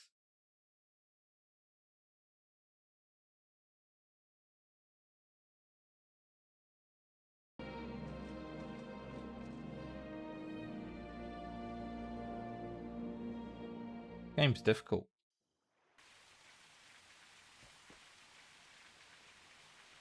Should be a lot of drakes out here if I remember correctly. I vanquished this on hard mode, right?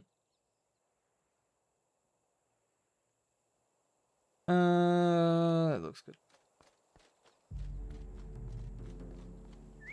Killed a lot of drakes. I just don't have this is the chef. I just didn't collect any of their flesh. That's sure is it?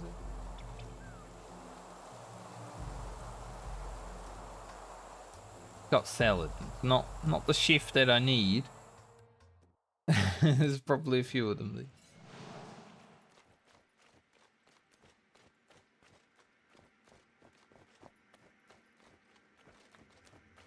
Alright, these mobs are level 1. So it's not exactly gonna cause me any issue. Gotta get to the drakes.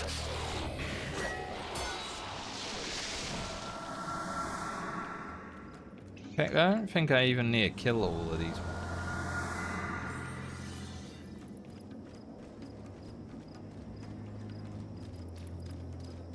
Guys, maybe because they're little teeth.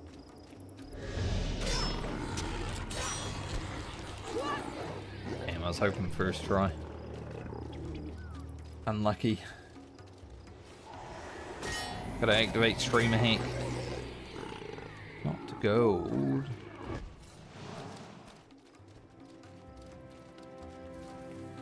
Need more Drake.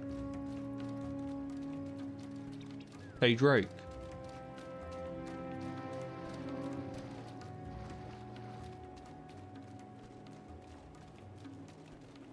Don't think the scales are gonna give me Drake.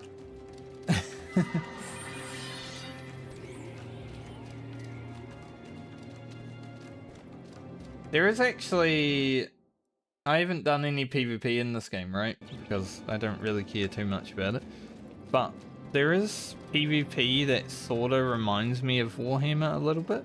It's similar to like Guild Wars 2 World v World, where you take over regions. On the factions map, there's like blue versus red. Red versus blue. And you take over like the cities and stuff.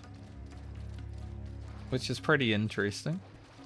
When I first started it looked pretty even, and then there was one day I logged in and I think maybe the blue faction had pretty much everything. I was like, holy, they've been on an absolutely rinsing. I don't know if these scale. They probably don't count as drakes.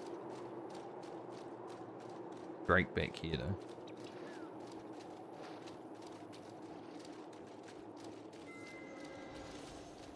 Not many drakes.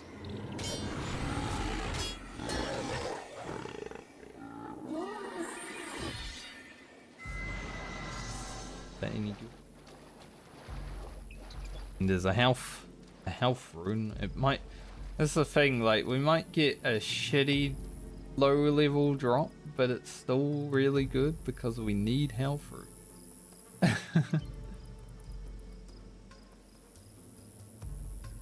They're probably not gonna put the helmet.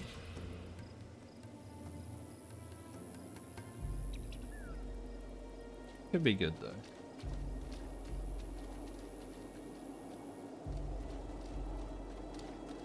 Can't run for that water. We have to run around.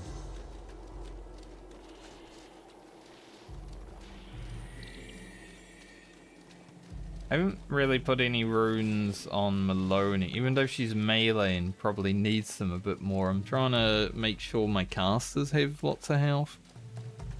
Like, Althea is losing 75 health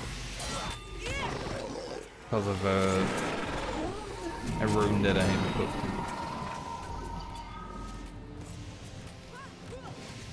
Noticed that they were. There's only 4 drakes on the map though. Oof. Well, I guess we do it again until we get it.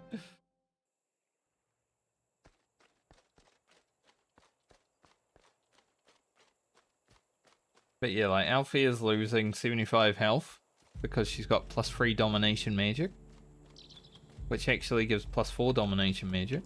Like in 12 is the cap, but you can go up past the cap. But you do lose health doing that. So I've put a bunch of health runes on her, so she's at 460. Compared to our other people who have like, 500.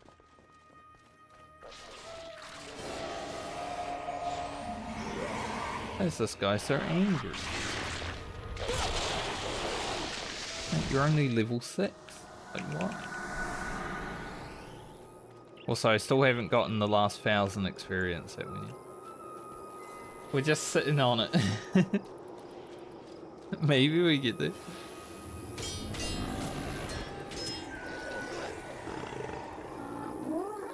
Maybe we get there, maybe we don't.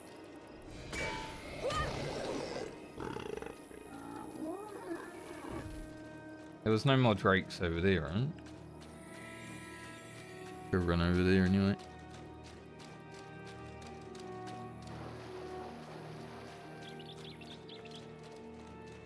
Also, for those interested, like, either in the future watching the VOD, whatever, this is probably going to be one of the last, like,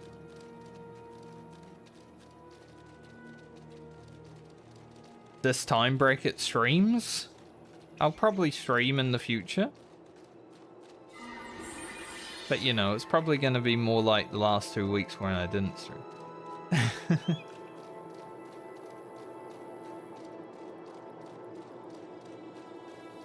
The reason I'm streaming now is so I can have a few more streams. Be like, adios.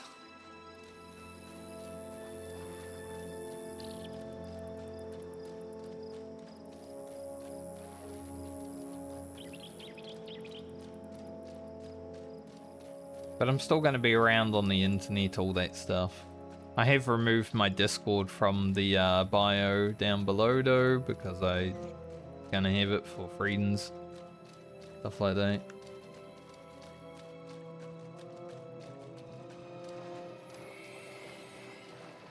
The streaming part of streaming, like trying to grow part, whatever, that people care about. That I haven't really cared about in a long time. Yeah, it's basically done.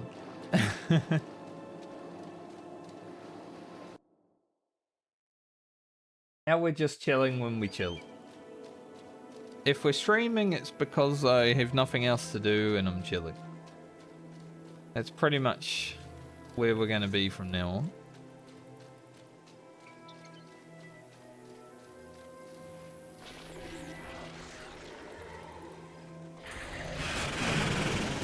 But I've been playing the hell out of this game, so I thought might as well stream it, right? Like, we're already probably going to be playing.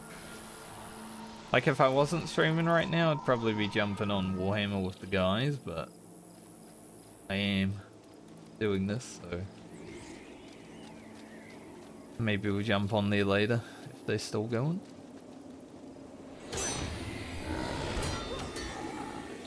Hey, speaking of Warhammer, it's a literal Warhammer.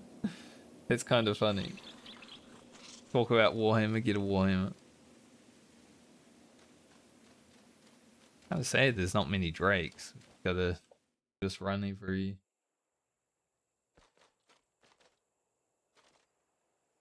We'll eventually get one, surely.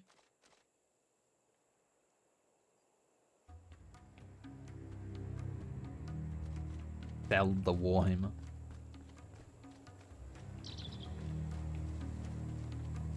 7 more Civilization coins. I am halfway to the amount of gold coins I need to get 5 more bag slots. I'm very excited about it, actually. Those 5 more bag slots are going to change so much.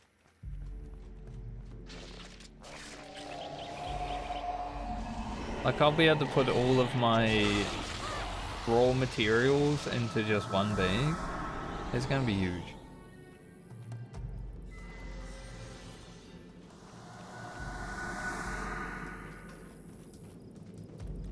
Can't wait. And then when we eventually get 2 bags, then I'm rolling. It's gonna be god tier gaming.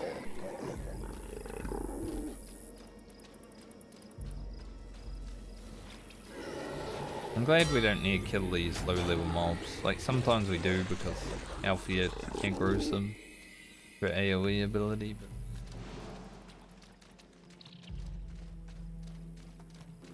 also just getting this hero. So Alfia is actually alive when you start the game if you start in pre-searing. Like I talked to her when she was alive, but she's a ghost now because she died. That's how it works, right? But you can unlock this hero very early. But she comes from a dungeon that is like full of level 12 mobs. It's probably been some of the hardest content that I've done in the game because I did it early. I don't know why they decided to put the dungeon to unlock her that early in the game. But man, it was rough. Considering it's also in a zone you can only have 4 NPCs, like, you know, one of the starting areas. It was so hard. You can have 6 NPCs in there, but you have to like run all the way from probably, you know, 5-10 minutes down the road. Maybe 20 minutes at that point because I was low level and had to kill everything. Now I can do the run in less than 5 minutes. But when you got to kill everything, it takes a bit longer.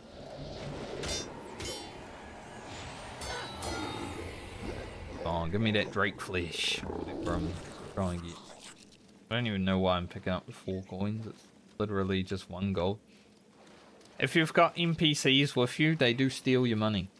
I don't know why they need money. I understand it from a point of if you're playing with other players, they get paid the money.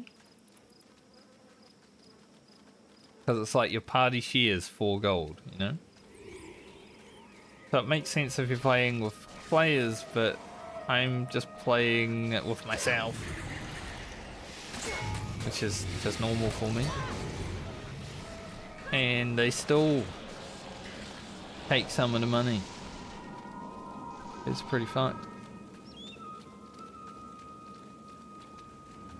So like when 100 gold drops, I get, you know, 15 gold, pretty much. I'm running an 8-man party.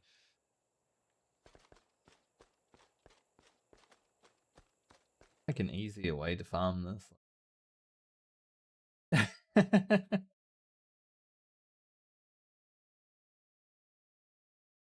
It's a pretty good item too. Like the Drake Kebab is 5 bonus armor for.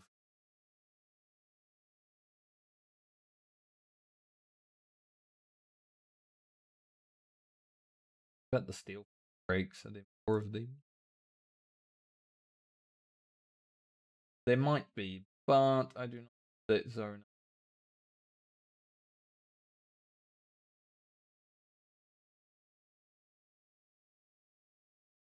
There really just aren't that many drakes.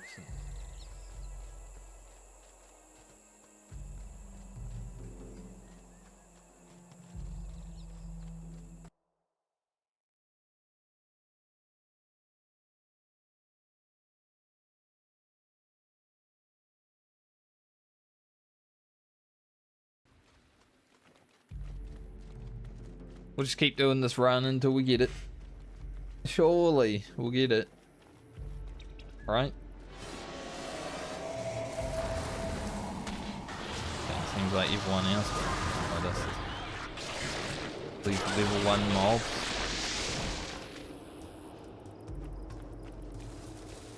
Want to do battle.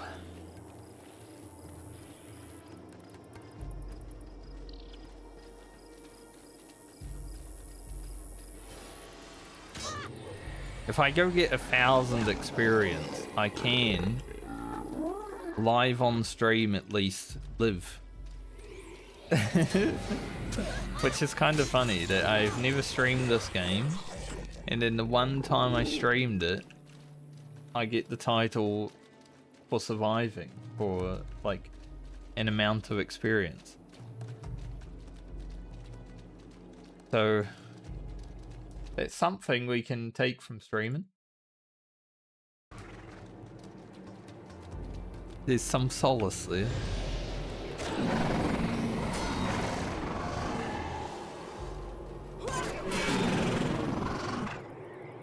Thank you for that 24 gold. I don't know why I pick up the gold in the starting areas. It's so little. Like, you get 1 gold, 2 gold. Not really worth picking up on. Especially because quests these days give me like a platinum.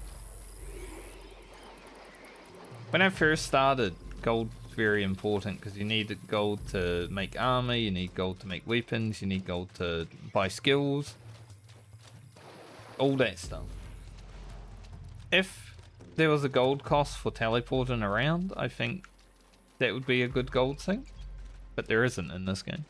I think there is in Guild Wars 2, right? It's small amounts, but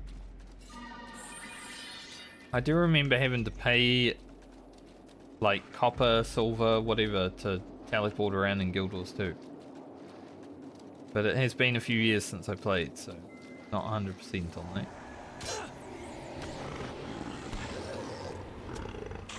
Maybe we shouldn't have Alfie keep having to aggro these guys. Bring someone who doesn't use AoE. All our casters use AoE, that's the problem.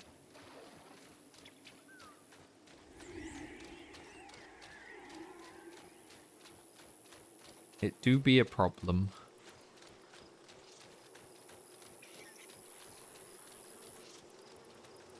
Gonna go for the Drake. And then teleport.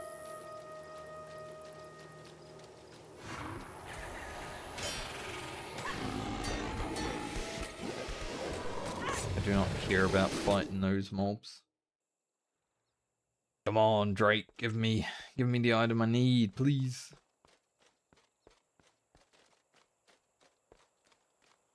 Also, I haven't even dyed all of my armor yet. The dye system in this game is kind of interesting though. There's like 4 different slots of dye, so you can change the color. Like the dye that I'm using is blue plus silver. Make it a little bit more interesting. It's not just full blue, but I haven't found a 4th blue dye, so I can't dye my glove.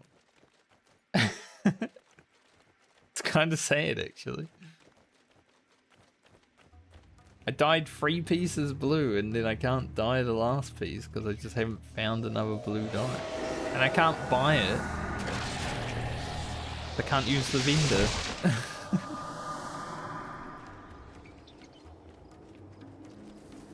But I do love that you can, like, combine the dyes in this game. It's pretty cool. I think that the technology has been with us for 20 years and still video games can't do dying. I think there were a lot of things that this game innovated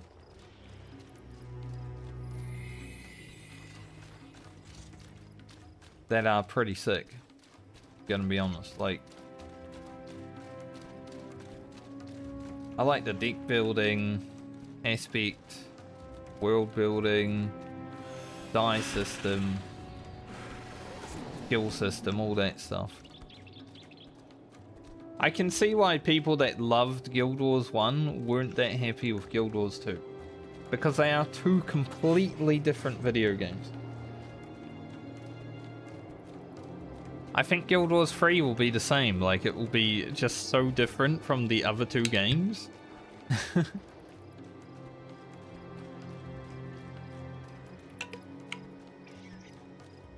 That is one thing that was kind of funny though, is when I started Guild Wars 1, they announced Guild Wars 3 3 weeks, or 3 days after I started playing, actually, yeah.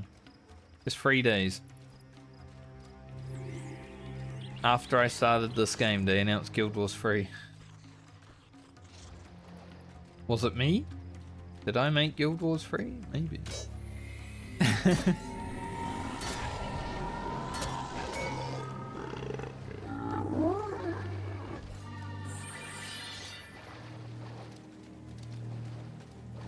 Surely one of these drakes is gonna give me the meat. The drake meat. Give me that drake meat.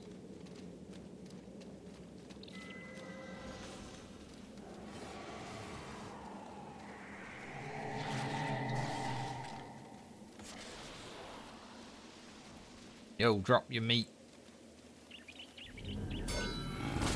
Pull it out.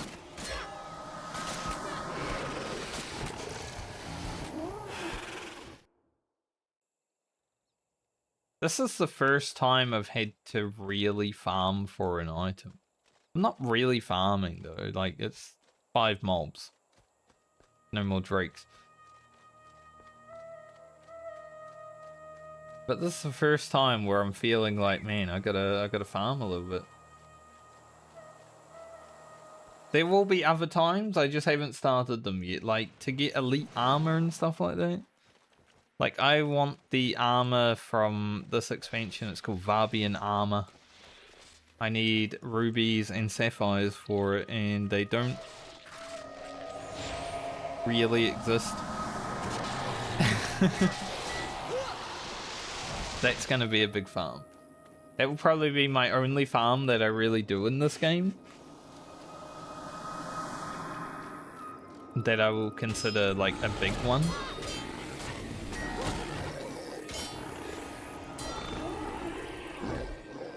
But this is probably the first time where I'm having to actually farm for something that I do need.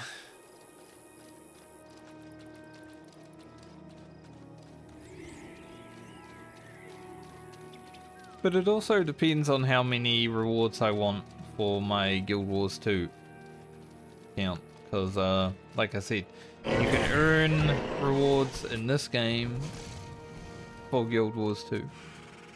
I would like to think that completing 30 of them, which is getting all the rewards minus titles, could be relatively doable, but there's still a lot of farming to do that. So I don't know if I'll really commit to it.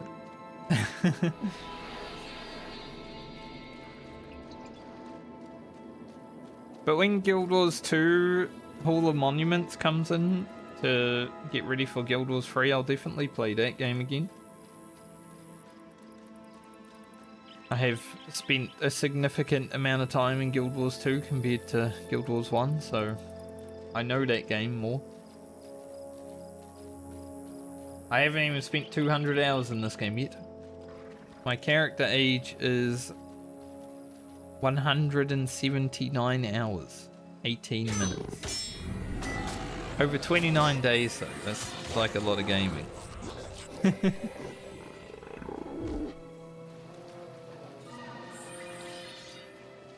I've been playing for a month only. Like I said, the only thing I've been doing for the last 2 weeks, outside of a little bit of Warhammer Online and some real life stuff, is Guild Wars 1.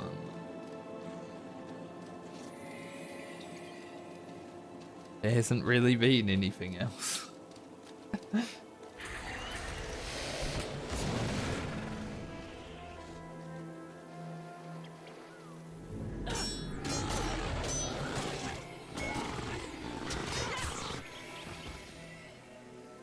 Of course we get a Termite League. I need Drake, whatever. Termite League. 3 gold. It was not worth picking up.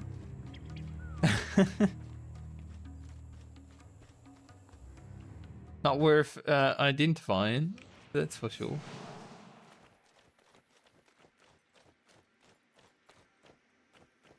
But for anyone that played Guild Wars 2 and hasn't played Guild Wars 1, this area here is probably going to give them PTSD. The first time I arrived in the Desolation, I was like, oh dear. Oh no.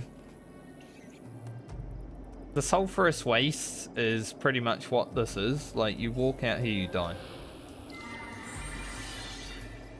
As soon as I saw the map, I had PTSD. Like,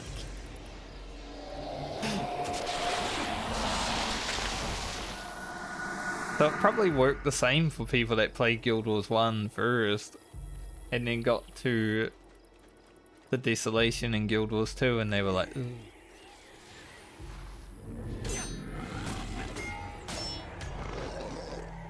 Because in both games, they are terrible zones. Nothing changed over 250 years of development. It's still an ass.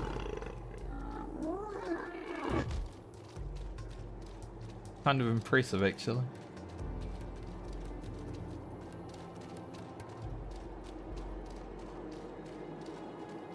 Also, I can... Maybe I will. For anyone that is a Final Fantasy XIV player, the World of Darkness, if I take that vortex, we go into hell basically, but it looks like the World of Darkness in 14. I'm going to be honest.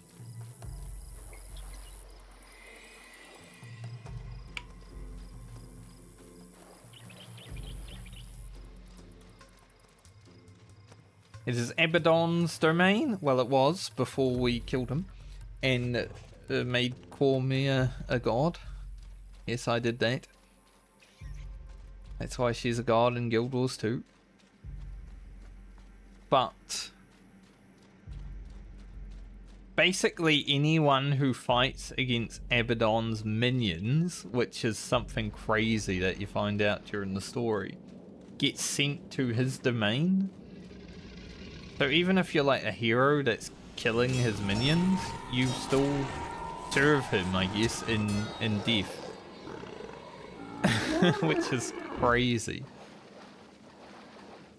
So we had to put a stop to that.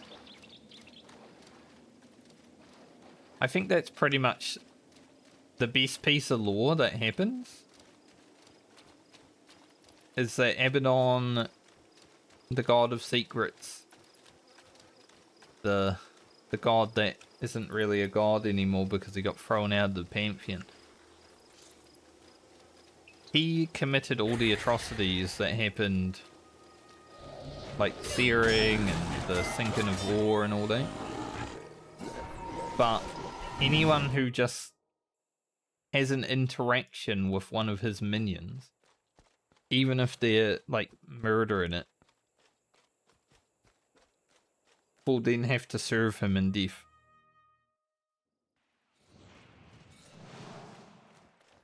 When we found out that in the story, I was like, oh no, that's terrible. Like, that would be a bad way, you know? Something you're fighting against, and then you have to just suffer under him for eternity. Which is why we had to kill him.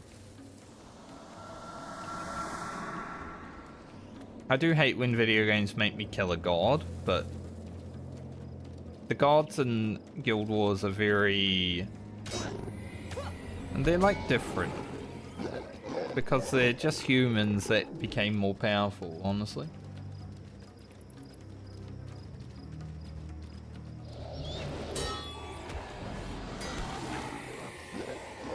And you can usurp each other, like with Formia.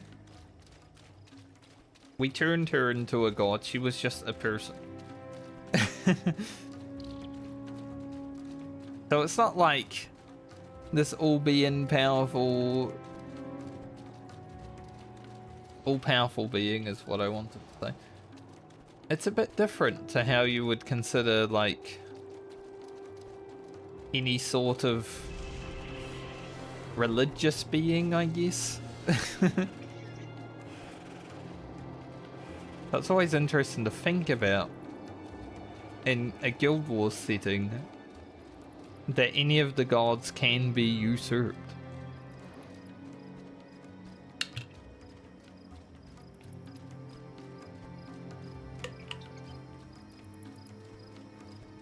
Certainly more interesting thinking about anything that happens in real life. We don't even know what the fuck is going on there.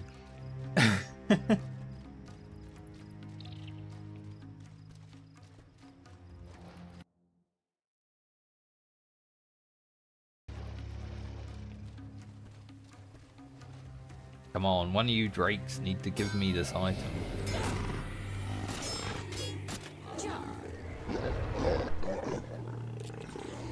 I can move on with my life. I want to finish this one quest at least.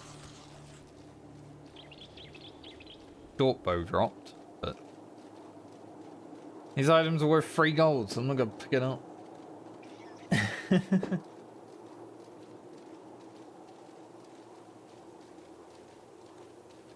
I want to meet this item.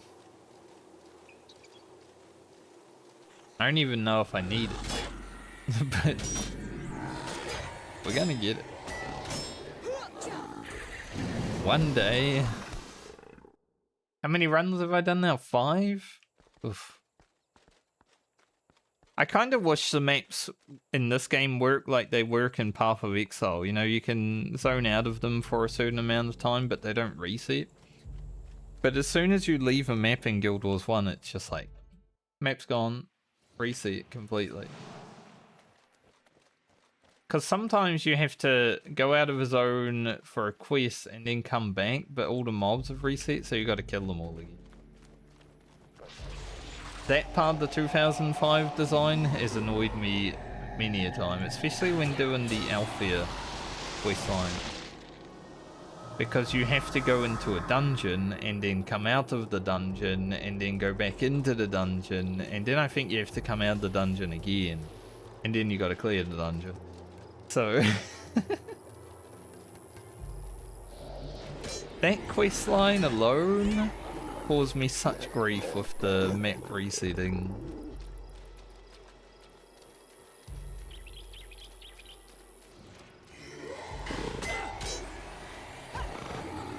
But I get it, because that's something that used to happen in video games back in 2005, right? But the thing about this quest for Althea is it was made this year.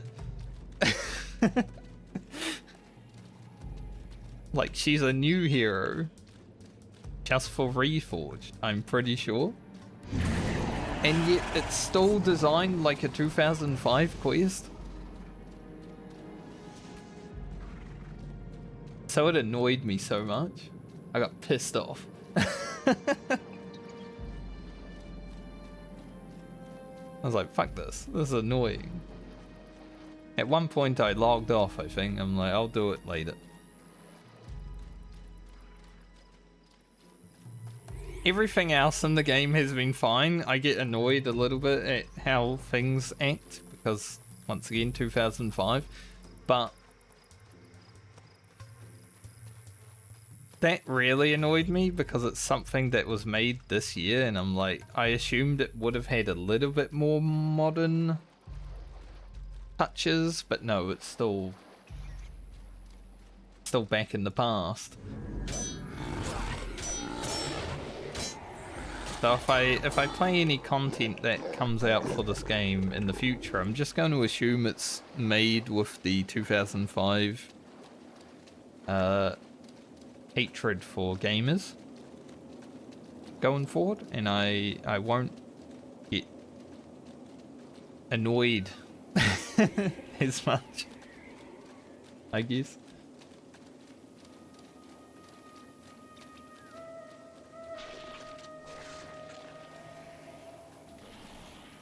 My NPCs are going off killing that mob. Guess I'll just solo this Drake. I mean, he's only level 2. Come on. Stop giving me money and just give me the Drake. What is it? Chunk of Drake flesh. That's all I want. Chunk of Drake flesh.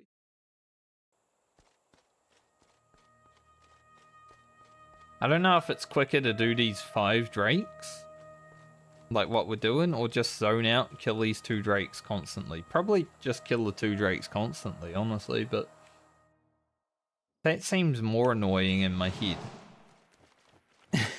Like, just walking out here to kill 2 mobs over and over again. That sounds terrible.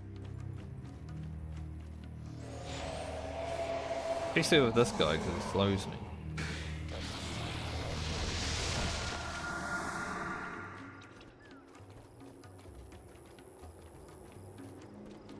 The music in Eastan as well is very boring. That's not helping.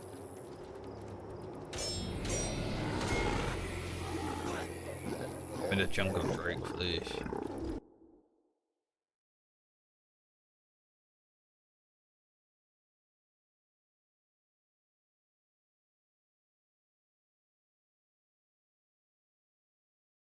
I hope I can get it on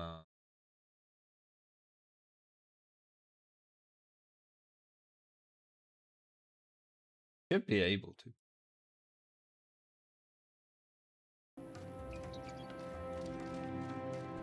Whenever I alt-tab, the sound is gone on this game. It's just the old game thing. The same thing happens in Warhammer. Like, you can have sound on in the background, but for some reason it doesn't do anything.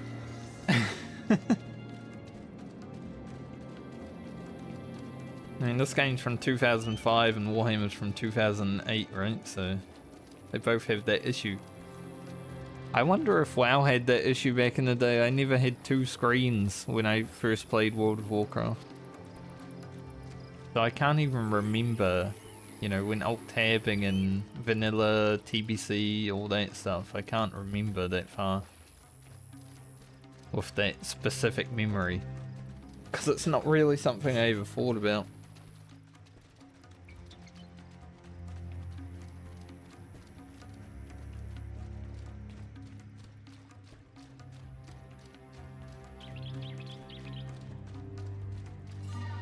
Also, I have a lot of quests. A lot of them are dungeons.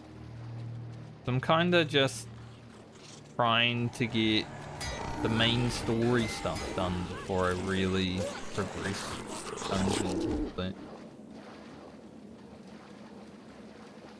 This for warrior.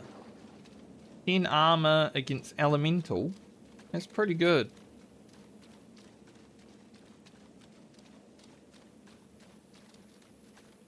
Because I do currently have 2 reduced physical damage, and they don't stack.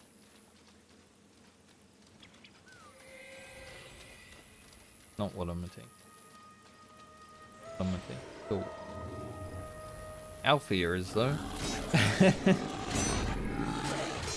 He don't care. Got 27 coins again. Literally same mob, drop the same items. For the same amount of money.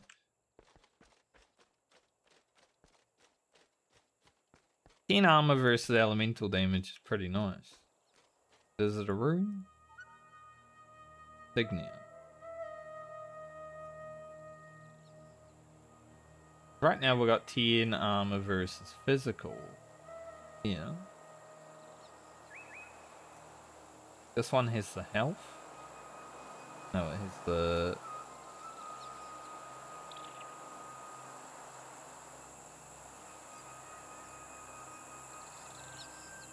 There's armor versus element.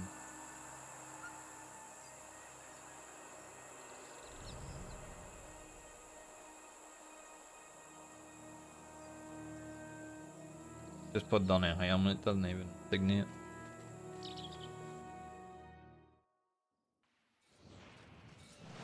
That is quite useful.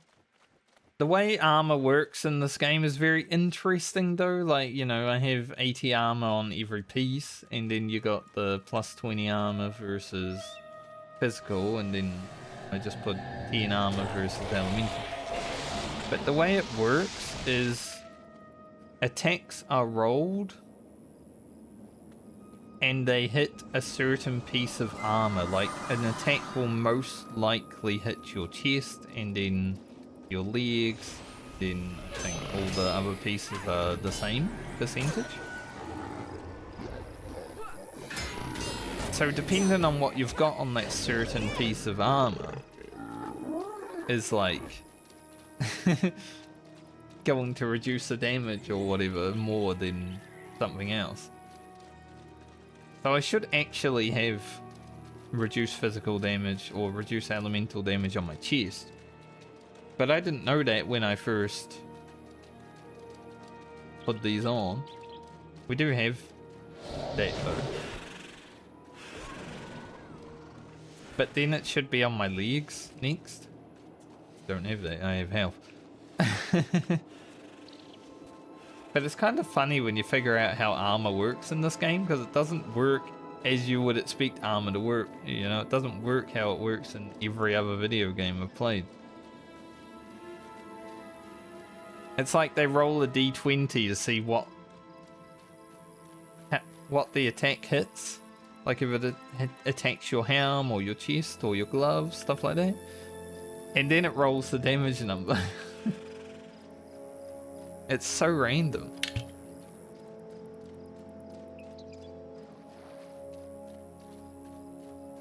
So you could actually just run around with just a chest piece on, no other armor pieces, and if you get lucky, you will take the same amount of damage you took if you were in full armor. It's just that you need full armor because you won't get lucky.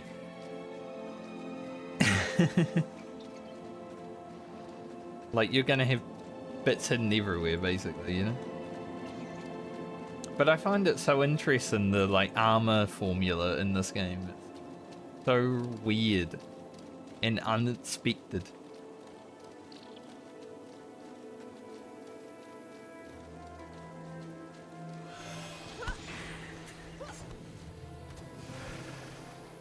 They're getting held up back there.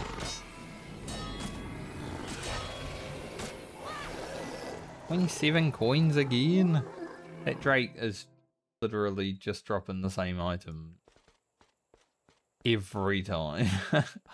I'm starting to wonder if it's just hard-coded at this point. Like, we've done it so many times, it's just like 27 coins seems good. Maybe we won't get this quest done.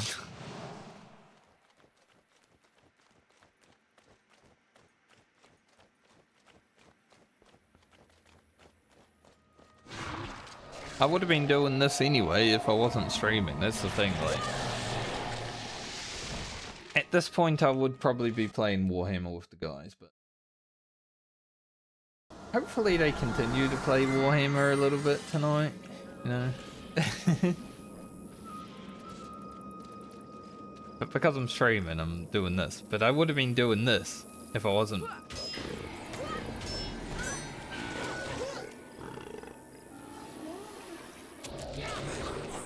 That's the thing. I'm just gonna do what I do. At this point in time, I am just streaming for the sake of it. And for me personally, not for viewers. I'm not even streaming in a category. Like, I couldn't care less. But it is boring. But I would be doing this in my free time anyway.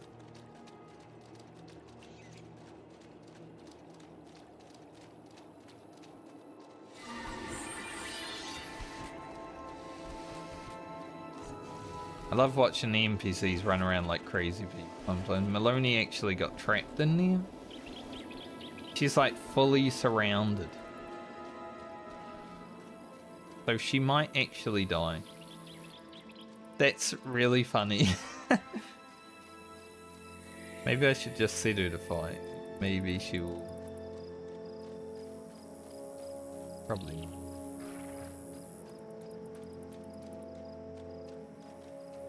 She got surrounded like she was playing an RTS, but because I ran too far away, she stopped attacking.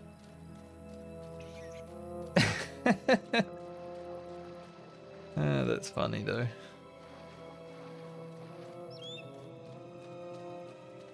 It's not really gonna slow us down or anything, 'cause, like I said, these guys are level 10.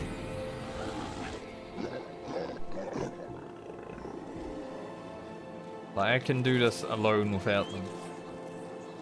Maybe I should actually bring Zed because he has his speed boost. That would be quite useful. I swear though, if this guy drops 27 gold again, I'm gonna assume the drop table is broken.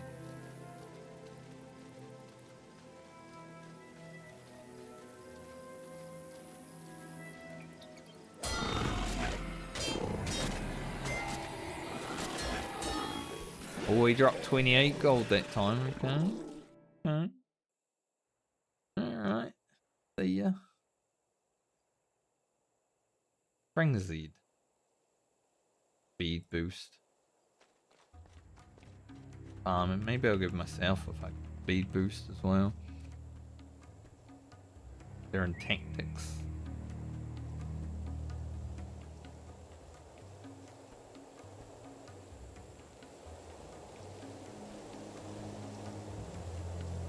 Where would I find a speed boost?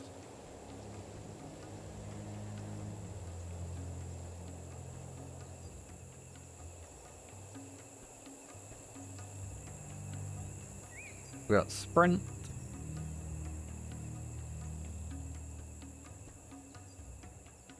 Is the only one I have right now.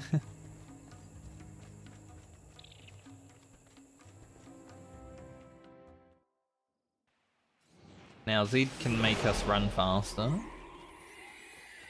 And then we can sprint.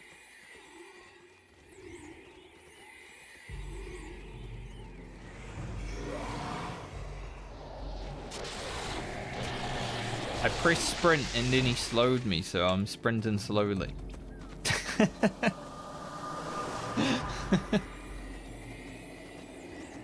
The worst sprint ever.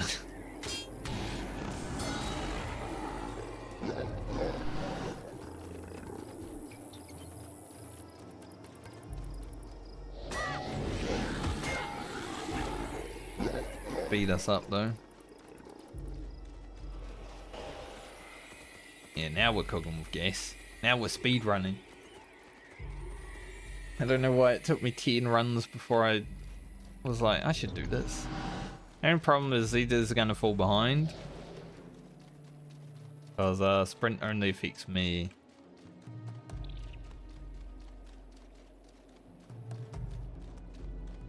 And I'm gonna be pretty quick.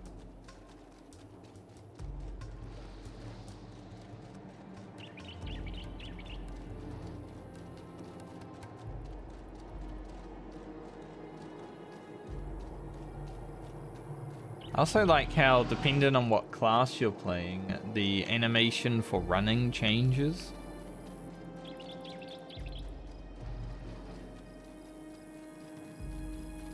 Like, you know, we're a warrior, so we run like a warrior. But if you're like a elementalist, you know how in some video games, like, girls sway their hands as they're running? Elementalist has that.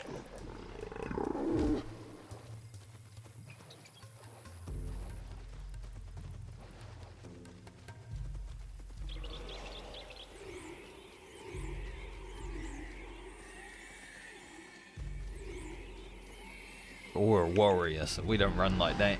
We ain't no girl. We're a warrior.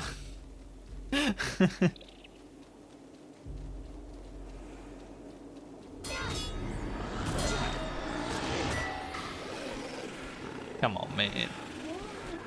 You have to drop at some point. That was so much faster, though. That probably saved us, like, a whole minute.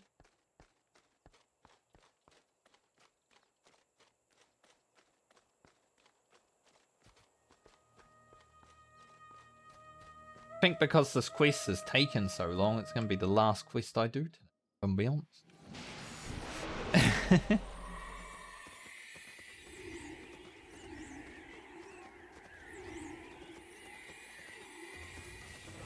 We do this quest and then we go play Warhammer.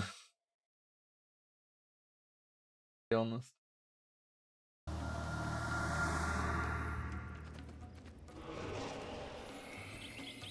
Probably won't stream any Warhammer though.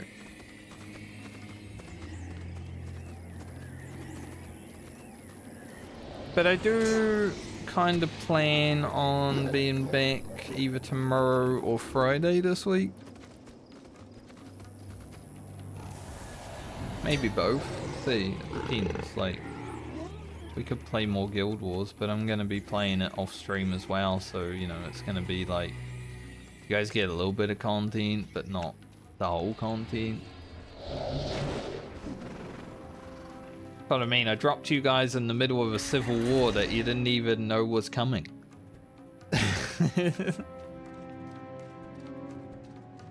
Like, I have the story about why we're in the civil war, but for anyone that hasn't played Guild Wars 1, it's just like, oh, we're in a civil war, okay. How'd we get here? No fucking idea, mate.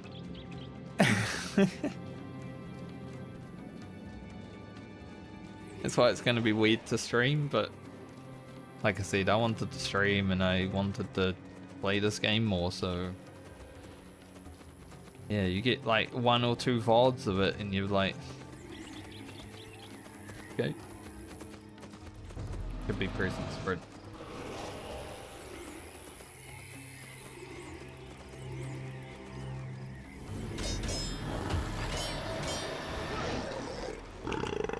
Surely this Drake meat has to drop at some point. I feel like I've killed, you know, 50 odd Drakes. It might be an easier way to do. Not worry about the Drake.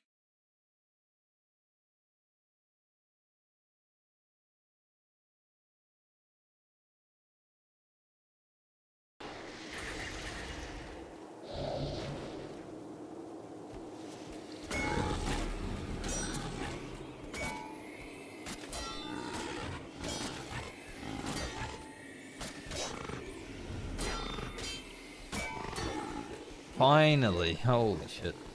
I was about to give up. I'm gonna be honest. I was like, I'm about to stop. Don't like it. Then it dropped. Finally.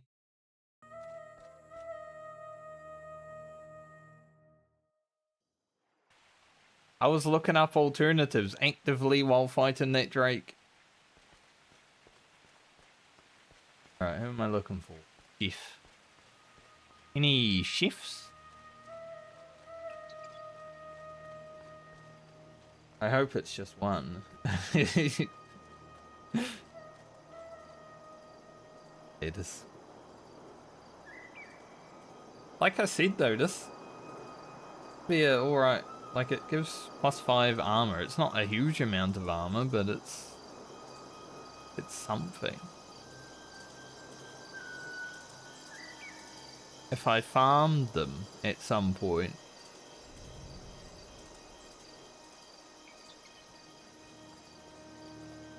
it would actually make sense. Farm.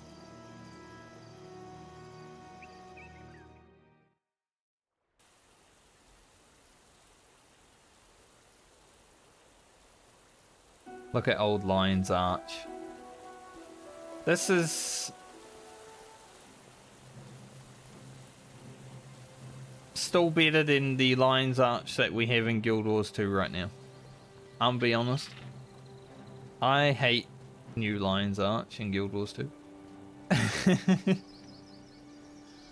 The Lion's Arch that was out when Guild Wars 2 first started was sick. A nice pirate aesthetic. stuff like that. The new Lion's Arch, hate it. So I actually like this one better than I like the Guild Wars 2 version that we have right now.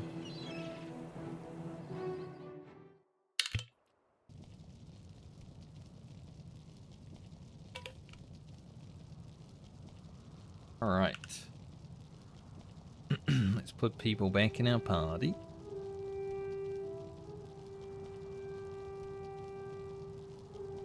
Who are we missing? Baloney. Baloney. Baloney. I want to have a look at how stated the realm is.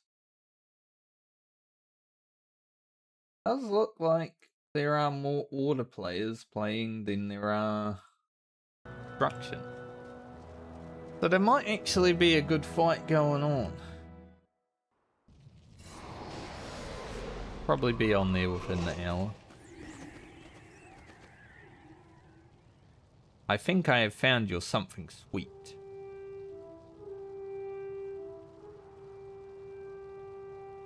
A red bean cake will transport quite well.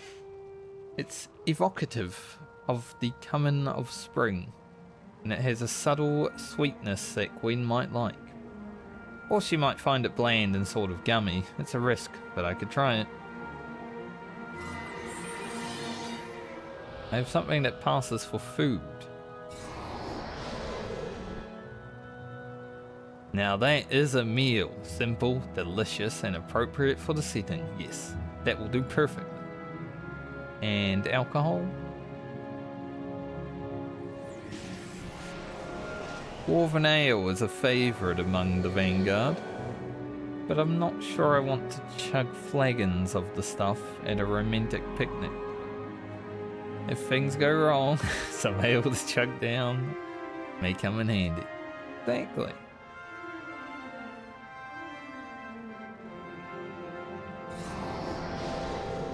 I need more? Oh, I just end them all in one by one. Okay. I thought he would have just taken them all, but no.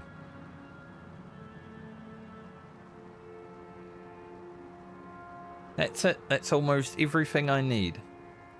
I'd love a half dozen candles, and I am still accepting offers of sweets, drinks, and an exotic meal. I think I already have something perfect to serve for lots of candles. What? Did I read that right? Like, even I'm curious. But I'm still curious to see what you might come up with. What more could you possibly need? The hardest part. I still need to get the girl. We've all been there, mate. Thanks of random junk. So I think you get the... Yeah, the perfect touch gives you a rat parcel, and the random junk gives you the fine jelly. 10% of death penalty. Pretty good.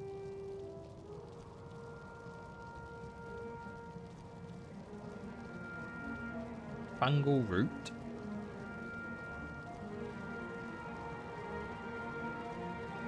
What is monstrous claw for? Is it worth me holding on to? This is always something I would do. Whenever I find a new crafting material, I'm like, need that. I can make the Norn armor with it. Need a lot of them, but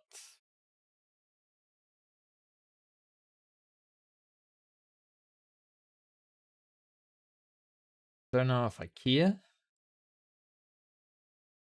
It's gonna be like 16 of them and 24 monsters.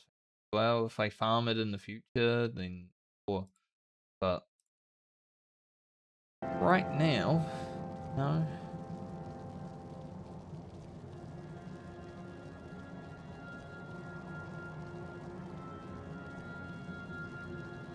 Don't really think I need these unless they're gonna give me something from Trader, but I doubt it. I'll just convert them all.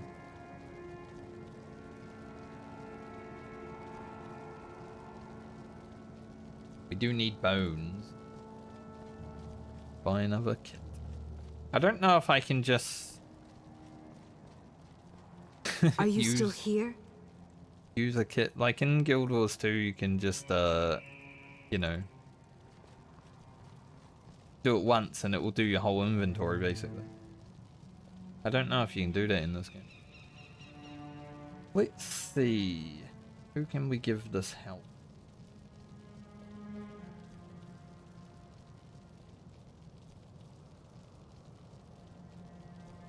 Be Nurgu. We find another domination rune, I am definitely wanting to give it to him. Can do even more damage. That's one thing about Misma though. When I first started, these abilities all did equal damage to adjacent foes, and now after last week's patch they do 75% damage to adjacent foes or nearby foes. Like pretty much across the board, Misma got nerfed. But it's still like the best class in the game.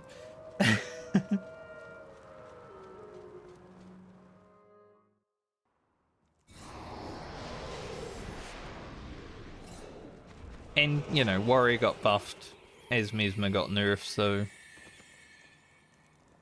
I don't mind that much, actually. Sit and watch this romantic thing play out. Oh, it's like... Oh, he's got a flower in his hand? Look at that. Happy birthday, Gwen. Are you ready for our picnic? Excuse me, our off-duty outdoor meal. That's today?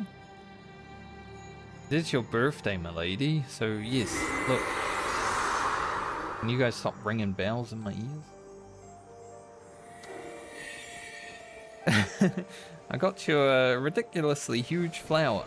I can't. There are fresh reports of char raids in the Norhart domains. I need to coordinate with Captain Langmere. Gwen, for once, let somebody else carry the burden. It's only one afternoon. The world will not end if you aren't there. You don't know about that. Easy for you to say. I'm sorry, Kieran. I can't go with you. Can't or won't. I have my duties. Stop ringing the phone. Fear me. You hide your pain behind duty and service. Mind yourself, Lieutenant. You go too far. You think you're the only one who has suffered? The only one who has lost family and friends to the charge?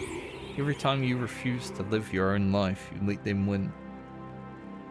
Why can't you see that? I don't need to be lectured by you of all people. You have no idea what I've been through. Sacrifices I've made. I'm a soldier of Ascalon. I don't have time for your foolish games, or your ridiculously huge flower, or your stupid picnic. And I don't have time for you. Maybe I was wrong about you, Gwen. Survived the charm, but I think something in you died a long time ago.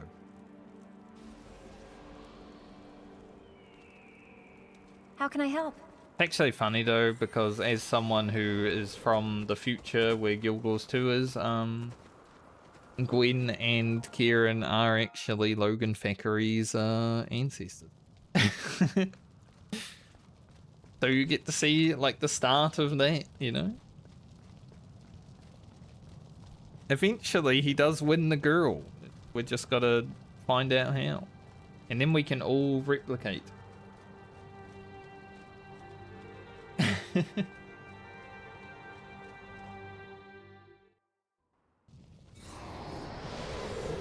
Hail Langmere, captain of the Ibn Vanguard. Avinia of the Shining Blade, what brings you to the Eye of the North, so far from your warm sandy crater? Sandy?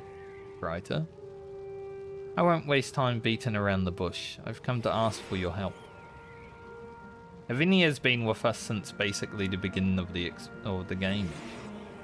The White Mantle's numbers may have dwindled, but they make up for it with increased brutality, while Princess Salma's support among the people grows ever stronger. But now the Mantle have taken to hiring thugs from the Outlands and beyond to terrorize us. All done with the flimsy excuse of keeping order and peace. Each day brings new ingenuity and suffering to my people. Indignity, actually. Ingenuity is a bit different. The Shining Blade and the Ebon Vanguard have enjoyed a fruitful friendship before. Please, try to beseeches you, aid us. Shall keep our hands full, Crichton. You think we'll abandon all that we've bled for and march down to Kryta just to bail you out? The only thing I expect, girl, is the Vanguard would express gratitude after Kryta took in so many Escalonian refugees. Gwyn has a valid point, Lavinia. Escalon has the Vanguard, or needs the Vanguard here, in the Shiver Peaks. However, we have no love for the White Mantle. Should we agree, what is Princess Salma prepared to do for Escalon? Princess Salma has authorized me to reciprocate your offer. Should Escalon's troops join us in taking back our country from these tyrants, then Kryta will assist in driving the Char from your lands for good. Very well, I accept on behalf of the Ebon Vanguard. But we're not done. King Edelburn must also approve. Kryta is drowning. He needs your help now, not after months of differing with Edelburn. You know he distrusts all things Crichton.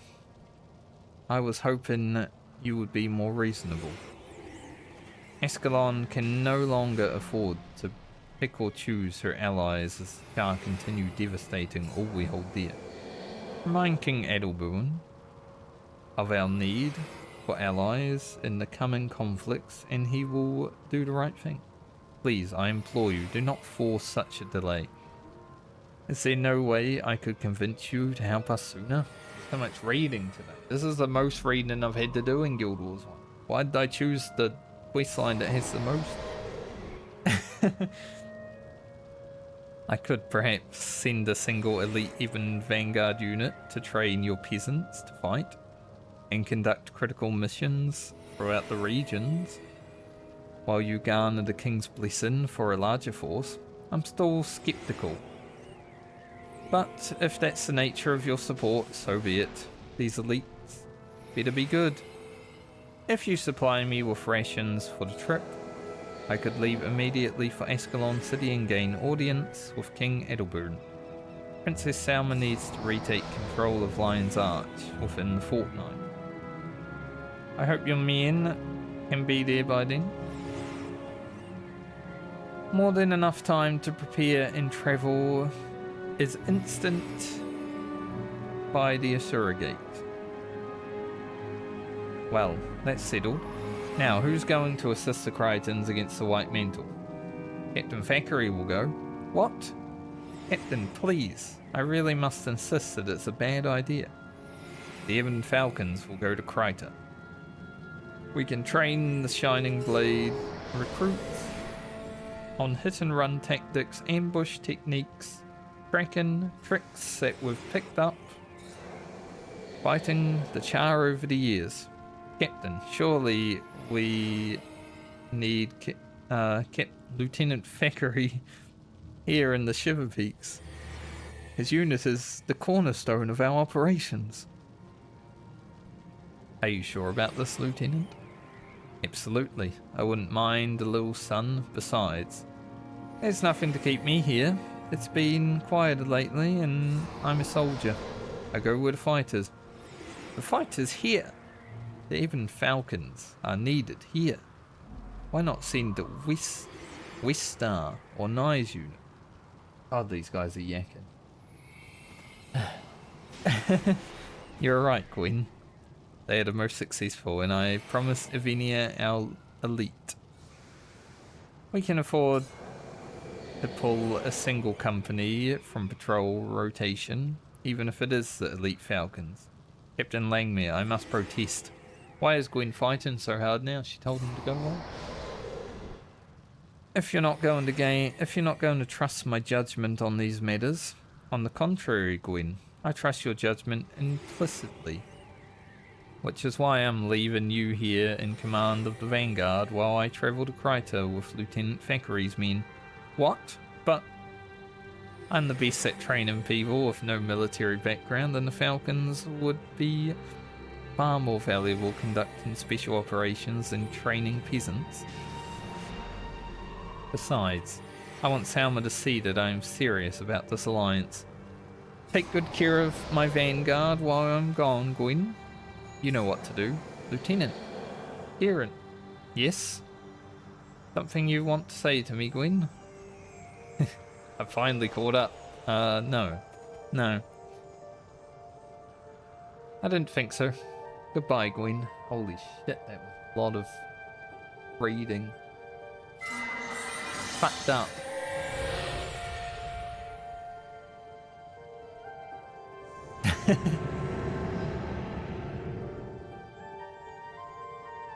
Sulking now.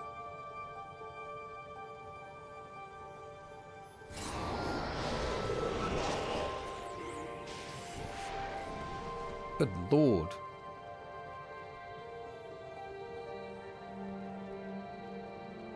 I feel like I read like a fucking book.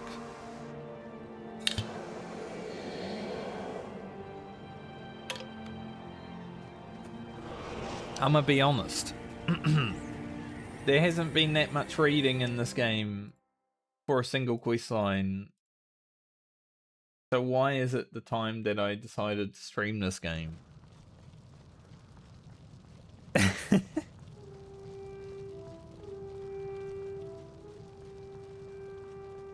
We have to do the Azuran allies before the next part, though, it seems.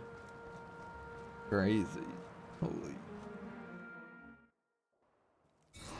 A lot. Wouldn't have anything to say. I guess Kieran's gone How can I now, help? so probably no more. Every time I come in here for the last little bit, he walks in here, he's like, yo, what's up? See if I have anything to put in these. Probably not.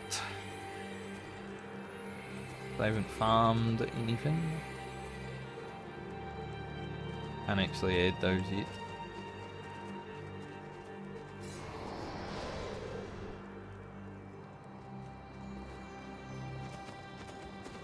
This one's for elite armor. This one's for weapons. I do not have.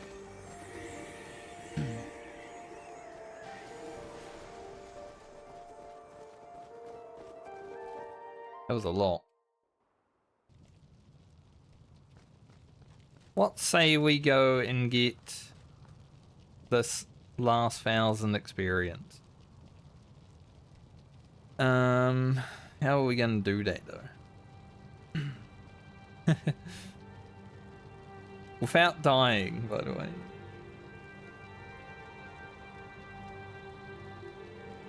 We honestly just need to go and do like the easiest quest in the game, and it will give us 1,000 experience.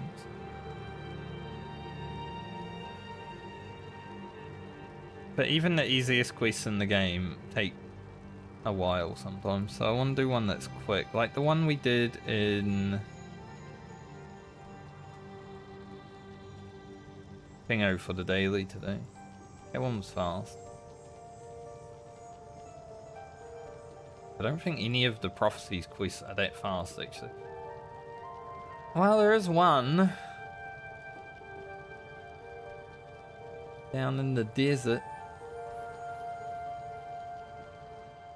There's a solo quest. On normal mode, I shouldn't die. Not the right place. Normal mode, I shouldn't die. It would be funny if I did, though. I mean, at least I'd be dying to myself. Like...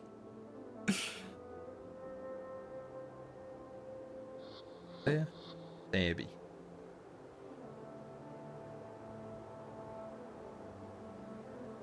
Final thrust. Oh, that was there. Cleared in.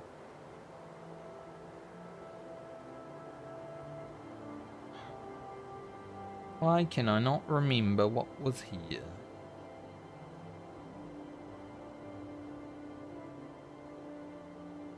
Something.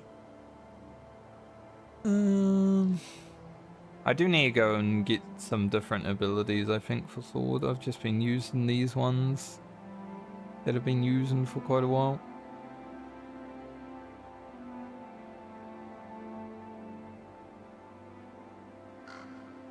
Why can I not remember what was it?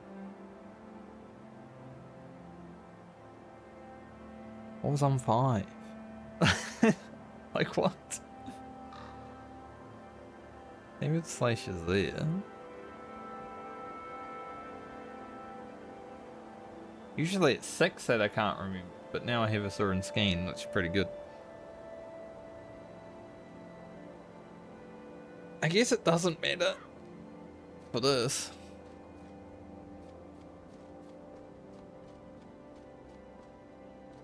Gotta take.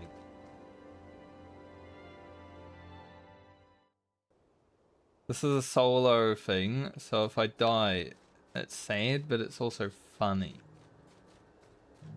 Shouldn't take me more than 20 seconds, so honestly, but... It would be impressive.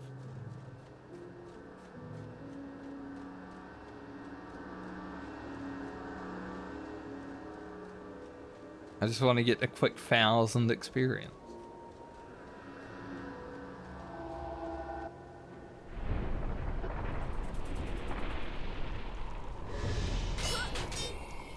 Yeah, like, I've done this on hard mode, it's pretty chill.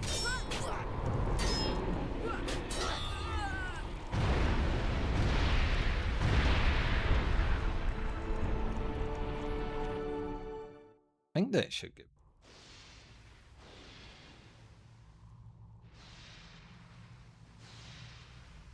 Doesn't.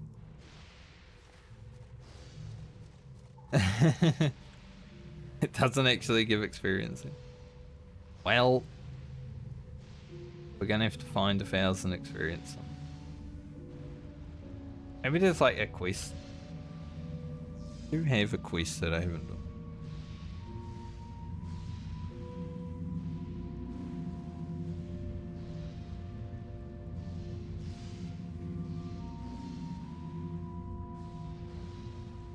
I guess we could go talk to that guy. I was expecting the game to be like, here you go, have 1,000 experience for free. And it said no. You're not actually gonna get any. Ooh.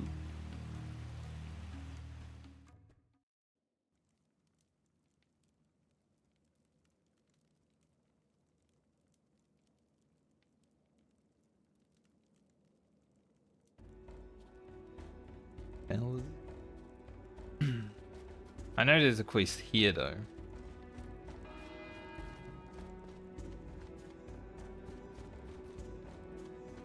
So a quest chain to do a bunch of quests.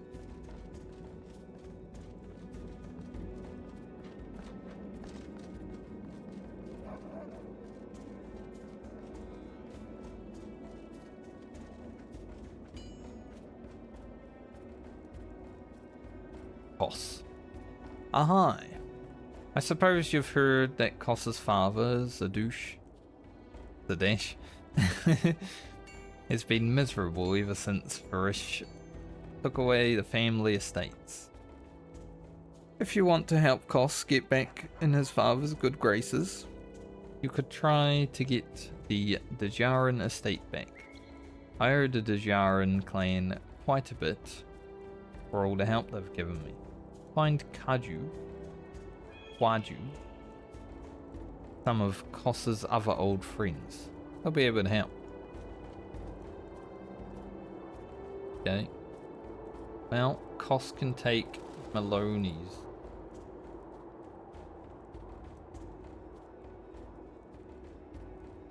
What did I have here?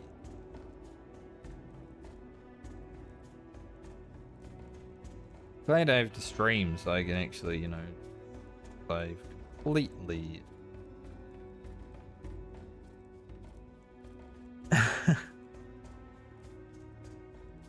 Like, that's crazy.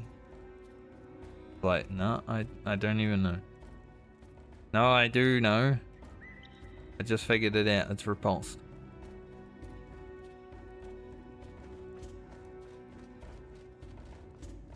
I think I've upgraded Koss's gear. It's still stock standard. Boss.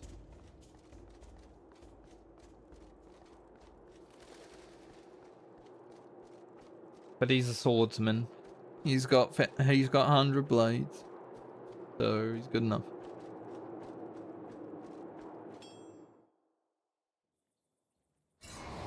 Now let's go get this 1,000 experience. This.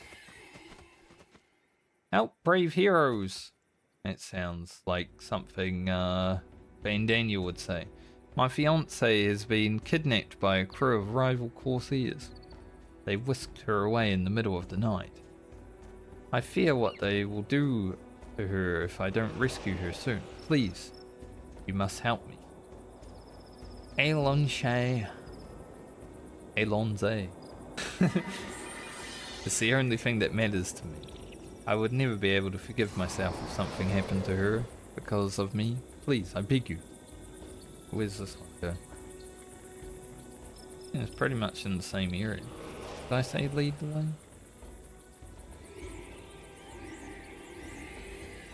Is he leading the way, or is he running with me? He's running with me. Sometimes I don't know when you're escorting, if like the NPC is escorting you, or you're escorting them, because sometimes that makes sense.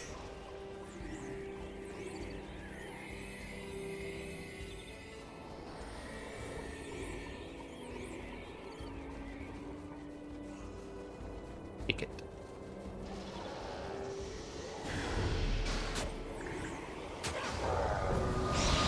I don't think we will die out here, but we are fighting mobs that are level 2 after fighting those little head mobs.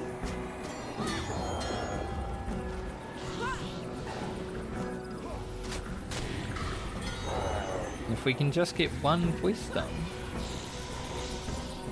GG.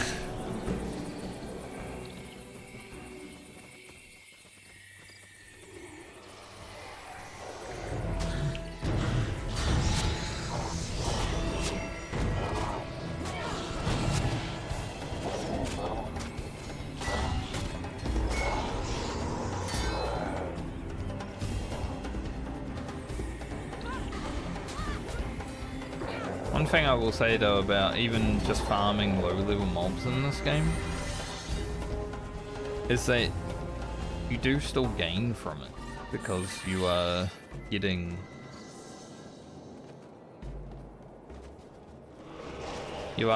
like insignias and runes and such.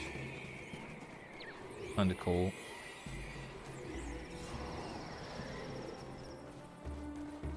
Kwaju.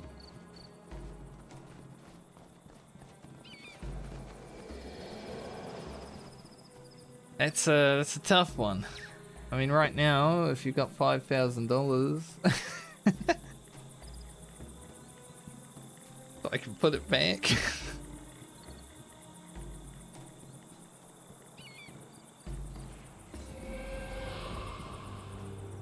Koss wants to reclaim the family estate, eh? I admit, I do owe him a favor.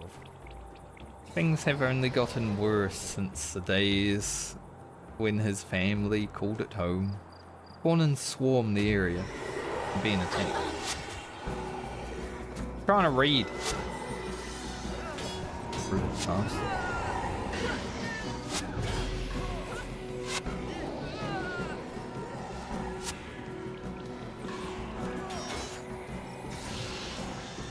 Like, those mobs were meant to be the mobs that we were going to be fighting. I can't read now. And they just decided to come and fight me instead. I had some friends who were interested in playing this game when it first got announced that Reforged was happening. But I don't think they would like this game because it is difficult. He's stuck. I think he might be stuck behind my... He was stuck behind my summons. There's body blocking sometimes. But I've died 250 times, right? I got friends who are way worse at video games than I am. It's amazing what a few years of neglect and bad management can do to us. You said it, Koss. It used to be a lush, beautiful place. Now it's a dump. Once you get it back, I am sure your father and sister will pitch in to restore the estate to its former glory. If my father will talk to me. He disowned me when I became a Sunspear. Let's get moving.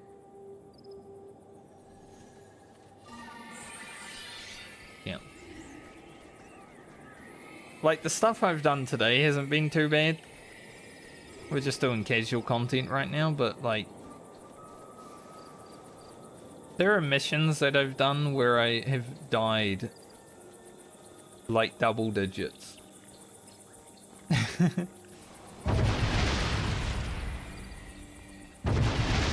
Or the dungeons that I've been doing recently, and like yesterday I did one I died over 10 times, and that was just to kill 1 out of 5 bosses.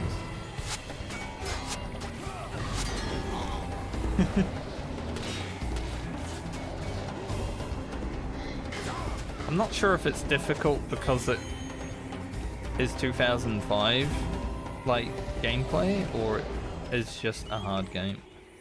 But it is probably the hardest game I've played in like the last decade. This area here seems to be the main proof-here for the soldiers. That's about it. That about does it, rather.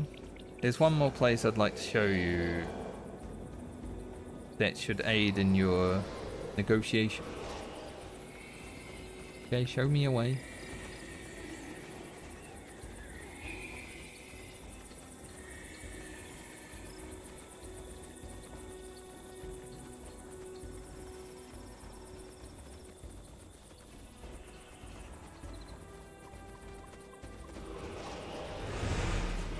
Yeah, Guild Wars 2 is for babes.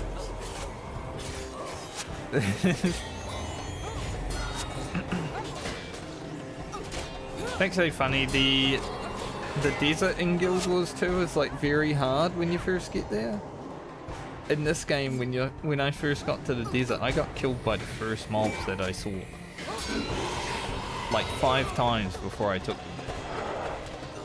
them.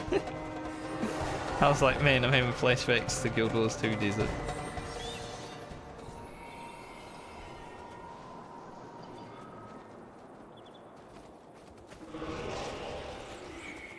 But this game's way harder than Guild Wars 2, I think.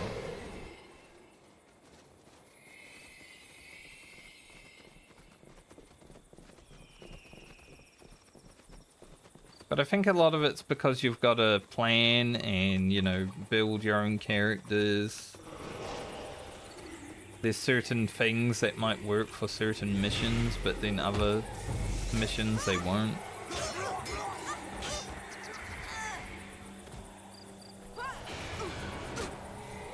I think we're done with that quest now. But we'll go and save this young lady.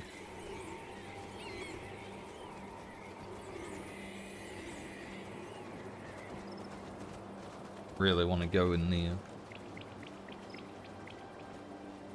Where the Acolyte of Dwayne is.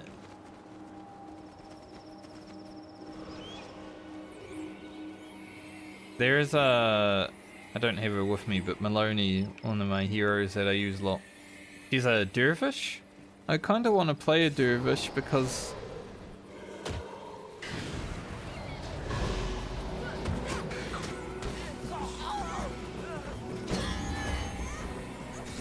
Why is he still following me?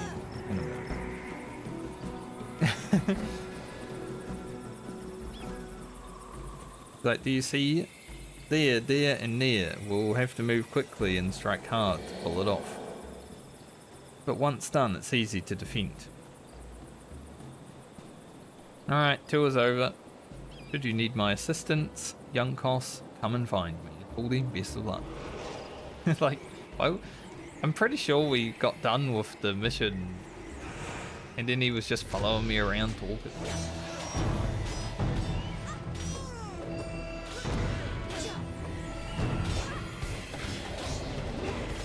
A lot of the open world in this expansion that we're in for the content right now has been pretty easy though.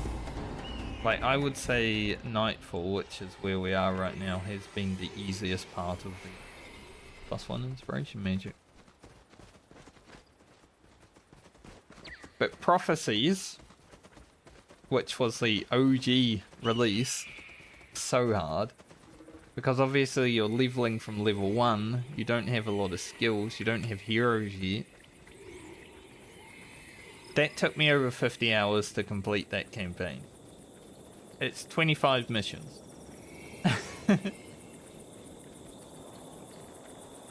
Factions was a pretty big difficulty spike in the city. Once I got out of the city, it was pretty chill. But this expansion, Nightfall, was pretty easy until we went to Hell.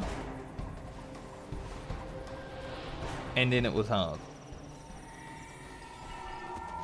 I think Eye of the North, which is the expansion, has been more or less the same difficulty as this this campaign. Like, this didn't really get hard until we went into there, which is it was crazy in there, I'm gonna be honest. We were getting our ass clapped. Like I said, I have 252 deaths. I am only today, hopefully if I don't die within the next 600 experience, going to get the first Survivor track title.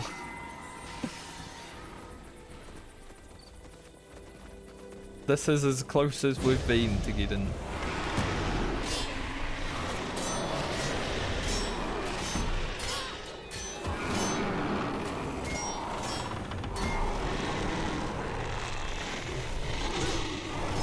But I do think it's probably because I'm playing a warrior and I'm playing, you know, Southbound.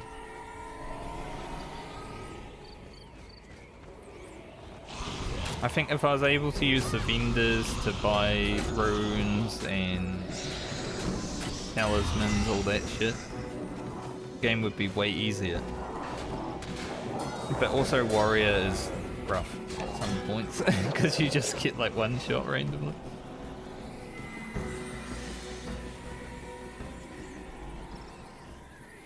It does have tab. You can tab and press space and it will attack things, or you can click on things and it will attack things. I don't really like using the tab, even though it's pretty good. Like, the tab target in this game is actually, I would say, on par with World of Warcraft, which is something to be said about it. But the fact that I don't really like pressing spacebar to attack. There is no jump in this game, so spacebar is attack. That's one thing that turns a lot of people off. You can't jump.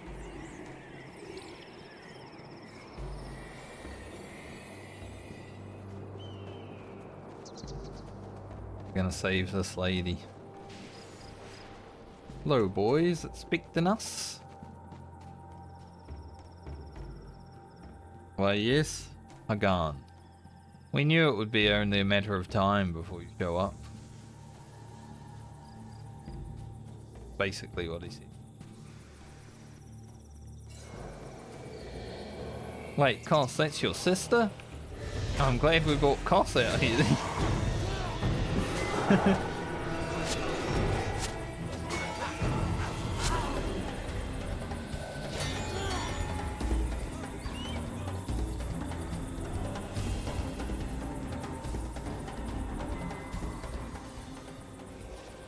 But yeah. Because it's like not really a standard MMO, you know, you can tab target, you can space to attack, but you've also got all your buttons that you gotta press, stuff like that. It is hotkey. But as I mentioned, there are thousands of skills that you can choose from to put on your hotbar. You've only got 8 slots. But there are so many of them. It's like...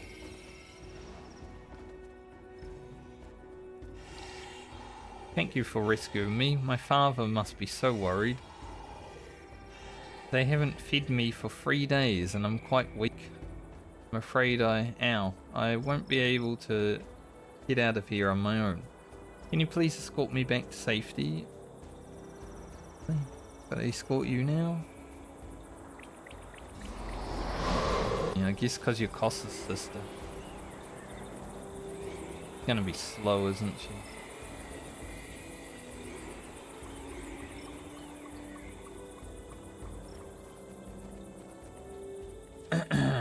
Escort quest is still good.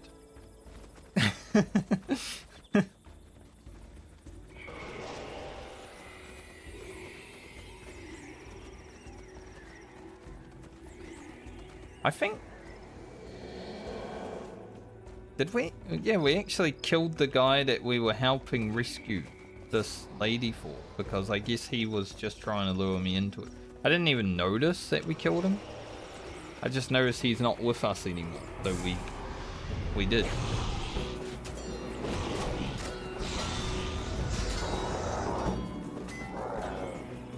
There's one thing I will say about combat in this game, is sometimes you get lost in like a flurry of NPCs that you're fighting. And you just don't even see that you killed like a special named mob or something. These frogs do. Like they want to fight. Don't want to fight them. Killed enough frogs.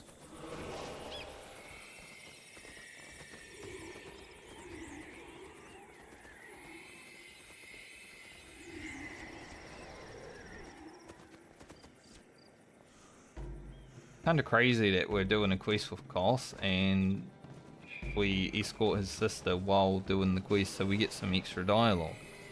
Like Koss is like, that's not a fiance, that's my sister. If we didn't have Koss here, it would have been like, I'm just a random girl.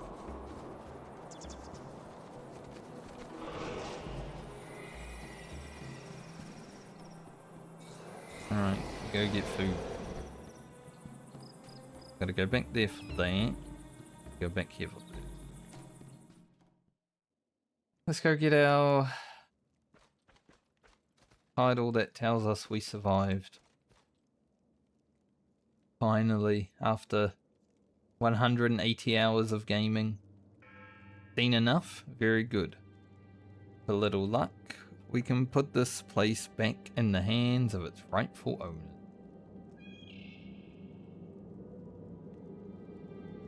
Just like that, without any fanfare, now have Survivor 1. The next is 587,000 experience without dying. I don't think that's going to happen. That was 2.2 million experience before I got that 140k, by the way.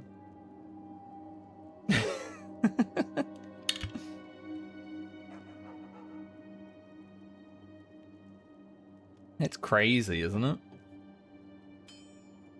What's that saying? Money talks? Hornins walk? You might be able to buy back the Jaren family estate, but you'll need a substantial amount of cash. You might try Vidar first. He never was any good at dice, and he owes Koss big time. Even with cash in hand, there's no guarantee Caretaker Palmer will be willing to part with the land.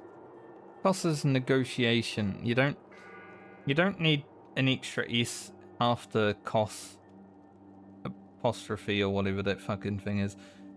You can just leave the S off. I don't. There's so many people that write that don't seem to know that. This game's from old times, but still, like, that was how English worked back then as well. Negotiating skills. I always get triggered by seeing it. May come in handy. Are you ready to take back the estate? I will do that at some point. Not right now, but at some point. Alright, what did we get here? Oh, the inspiration magic. That's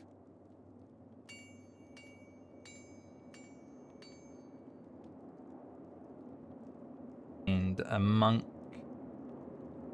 armor patch. Make use of that. Who do I want to give the inspiration magic thing to? Probably not Gwen because she's not using anything. Alfie only has power drain, so I think it has to be Nurgu because he's got 2.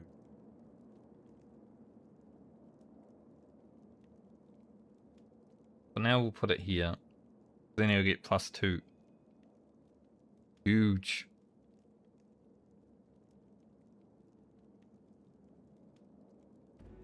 See, that's one thing that this game has going for it. No matter how far along I am, there's always going to be progress to be had. Because finding these runes and insignias for all of the characters that I use is going to take so much time. And you got to find the right ones. Like, I still want a +3 swordsmanship. I got a +3 axe mastery. Which I'm using on my axe helm, but I'm not using an axe. I'm using a sword. I haven't found any swordsman ones though. So I got to deal with that RNG, right? Where's this monk thing on him if we...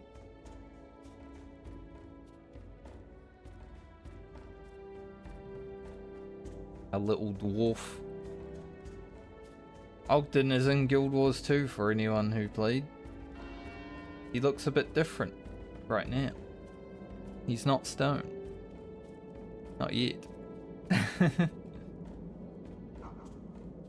The other dwarfs turned into stone and Ogden was like, I don't wanna. Also, you see all these skill points. You only get a certain amount as you level. So, like, you can only max out 2 things on most of the characters. You know, if you want to. Some of them you don't really max out. Like, Dervish has a lot of stuff that you might want.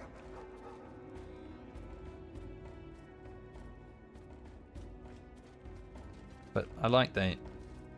I like building characters. And being able to build multiple characters. It's just like playing an MMO. I'm doing the medley, right? But I'm doing it while leveling each of the characters rather than leveling one character at a time. That's pretty much how I feel. This is Koss's father. I always disliked you Sunspears. He is an asshole. Ever since my son Koss ran off to join your order. I still don't know if I can forgive him. But you've returned my precious daughter to me. The least I can do is give you this. It is a small gift, small token of my gratitude. And can never repay the debt I owe you. Well, he is an asshole, but he did give me stuff. That works.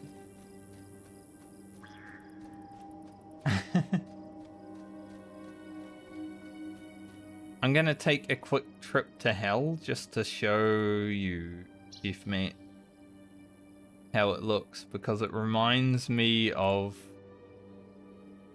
the World of Darkness in Final Fantasy XIV.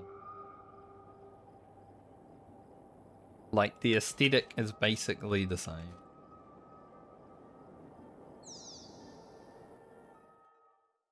The Gate of Torment. Like, look at this place, right? Very World of Darkness.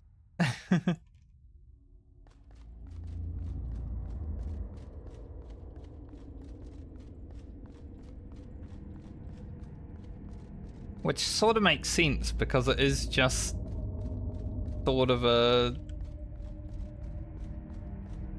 It's not like the world, but it is the world if warped by madness and shit. So it's pretty cool.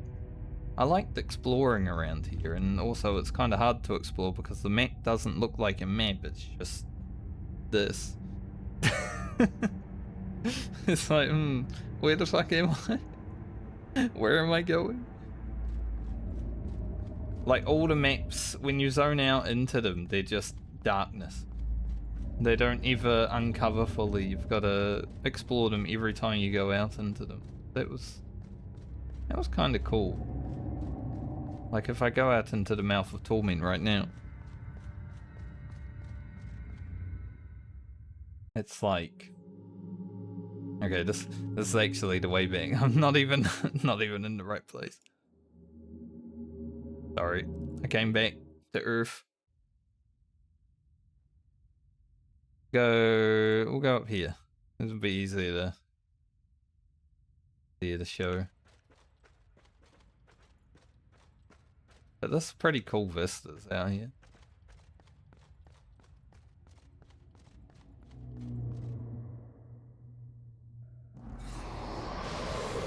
See, like, the map's completely blank. Even though I've explored this zone and I've run around it, like, you don't know where things are unless you actually know where they are by remembering. And it's been a while since I've been here, like 10 days or something, so I don't remember.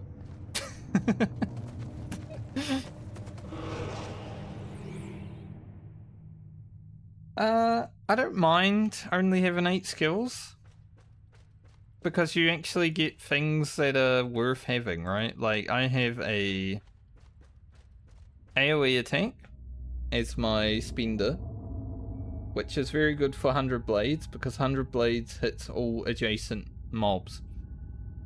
So you hit them with this, and 100 blade hits them all. But then it also hits the adjacent mobs a second time. So I can actually do like over 100 damage on a group of 10 mobs if they stay directly stacked on each other. Just immediately annihilate them. It's pretty sick. I've got Berserker Stance, which increases my attack speed, which was very good for 100 blades. It's not as good now because they nerfed it. It costs 10 energy instead of 5 energy. As a warrior, I've only got 20 energy, so it's very hard to like use everything each fight. Final Thrust, which is basically an execute. Riposte, which is like a block, do damage. Azuran Scan I just picked up yesterday. Makes it so I can't miss. And if I die, I can reduce my death penalty. Death penalty, every time you die, you get like a 15% decrease in health and energy. So eventually, like, you'll have 200 HP if you get 60%. The dungeon that I did last night, I was definitely on 60% a few times. So this is going to be quite helpful for that. But also the NPCs also get a death penalty, so say, you know, Gwen has 60% less health and energy, she's going to be basically useless. Because she'll just get one shot and she won't be able to cast her, like, big abilities that cost big energy. Or like, our healer has no health, and she uses Blood as Power to sacrifice 33% of her health to give someone energy regen. She's gonna have like 100 HP and just get killed. So it is pretty brutal sometimes. Then we got the Interrupt, and For Great Justice, which just gives me more ability to use things. Yeah, exactly. I know all about dying in this video game. But I also like that even though you've only got 8 abilities, you've also got to build your other teammates so you can like switch out abilities for them, right? Like, you know, say I wanted to run not Blood as Power for whatever reason. I do have another elite somewhere. I switch it to Icy Veins. So basically you got to build up. So you do kind of still have like 40 abilities on your bars, especially if you're going in here and you're micromanaging everything. I just let them do what they do. Because there's no way I'm going to be able to like click better than they are. But sometimes I will use Zandra to put down Shelter, Union, and Displacement before we go into a battle, because that makes us not take much damage.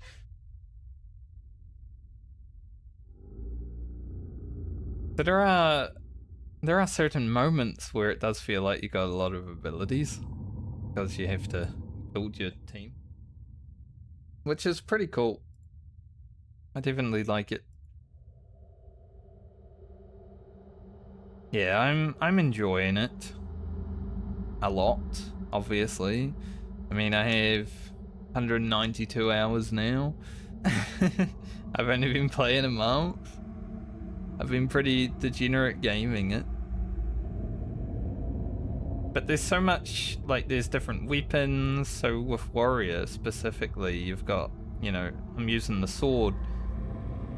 But then you've also got, if I can find one, Axe Mastery. So if I use an axe, I do have a second axe in my... Like, none of my sword abilities would work if I equip an axe, right?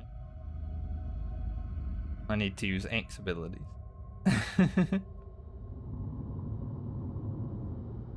So there's stuff like that. And then say, like Norgu here, he's a domination magic mesmer. He needs to use domination magic weapons, otherwise he wouldn't get anything out of, like, if he had an inspiration weapon or something. This is a pretty cool staff that I only got yesterday. I was looking for a big health staff for this character specifically. And I finished a quest yesterday. And I got this staff and I was like, oh, that's sick. But it's really good for a lot of different classes. Like, all casters can use this. As long as you've got the 9 requirement in the... So, Zandra has spawning power, 12, so she does have the 9. It's probably one of my favorite NPCs in the game as well. I mean, it very much is... He's very much targeted towards the male gaming demographic, I would say. Like the half shorts and the booba out. But also Livia is a bit like that, but she has long pants on. But the first time this character walked into a cinematic, her boobs were like... I was like, damn! This game knows what it's doing. Exactly. I'm a Guild Wars 1 gooner.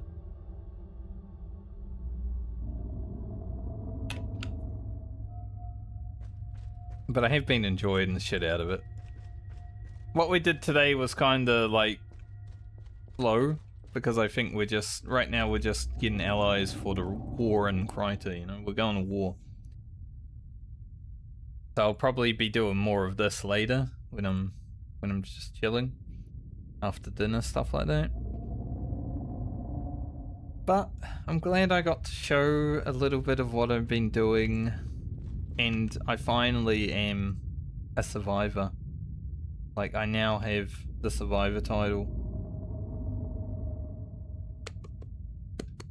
It took me 190 hours to live long enough to get this title.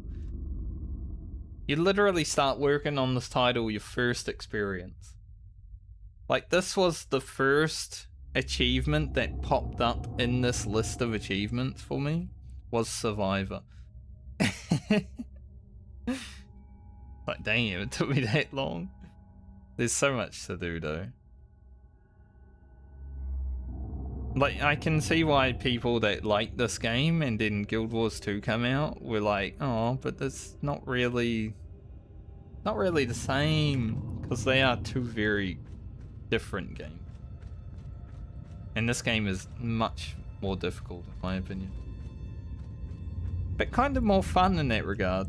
It depends what you're looking for, right? You want a hotkey MMO, Guild Wars 2 is very good for that. Especially if you're a casual enjoyer of MMOs, because Guild Wars 2 is always a casual game, in my opinion. Guild Wars 1 though, difficult deck building, frickin' mission-based video game. Not really like any other MMO that I've played.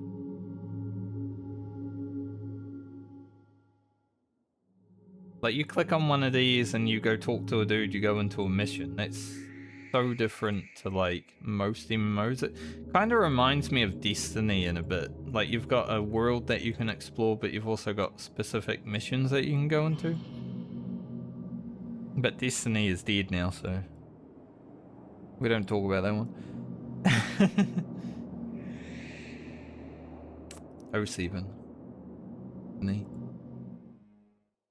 I hate how Bungie decided to bring back Sparrow Racing after they killed the game. Like, I wanted Sparrow Racing in Destiny 2 for so long. And then they killed the game and they're like, yeah, let's bring it back. But what the fuck? You could have had it in the whole time. But that's okay, I don't want to play Destiny anyway. Yeah, here's Livia where I first met her. And as you can see, she's looking pretty good. But when she walked into the cutscene with her booba moving around, because there is jiggle physics in this game. As you can see.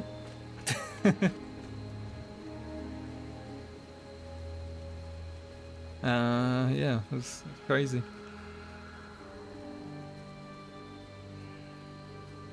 But anyway, I think I'm done for the day.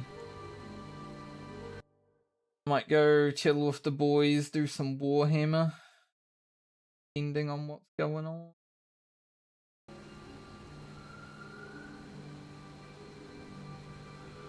I will try to be back either tomorrow or Friday.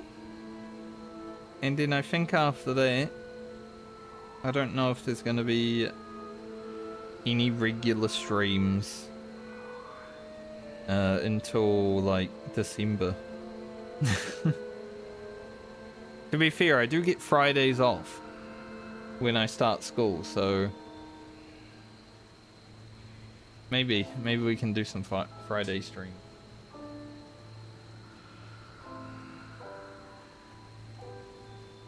I know. 5 months?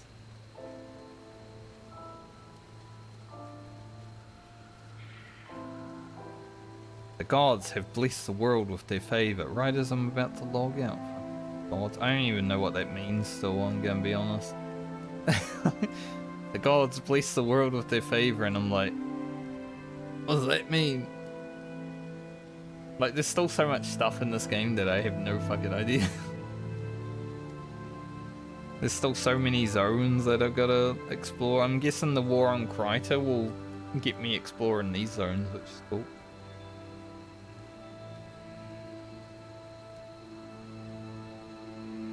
I'm sure you'll be okay. You can just watch my YouTube videos or like my VODs channel for 5 months and it will basically be the same. Just watch a VOD where I'm talking to you, right? Easy. Any VOD that I'm saying Jeff met. Job done. Because let's be real, the stories that I've been telling for the last few months are all the same, right? So I'm just going out into the world, going to school to get new stories. So when I stream again, I have new content to tell. It's going to be so much better when I stream next time with new stories. That's one thing I hate about streaming in general. Like, streamers do not go outside, so we all tell the same stories 100 times over. It's boring. We're all boring bastards. So I'm just trying to help.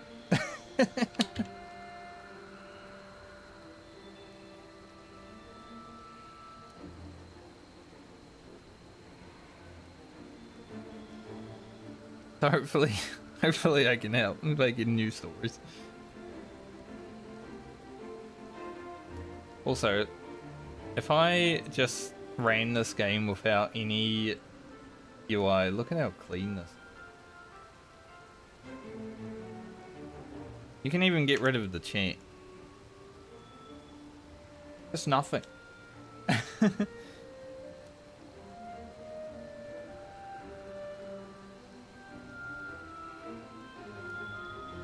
Okay, one last time I will tell you about how I almost got a 99 in P12S and then one of my party killed me. They didn't cleanse the Asuna. Or the was it Crush Hound? They didn't use the Asuna. So I died. Very, very sad moment actually. Hate it.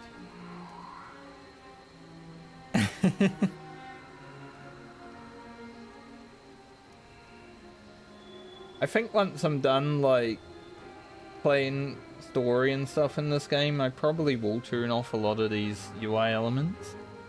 Like, the quest log, we won't need it anymore, stuff like that.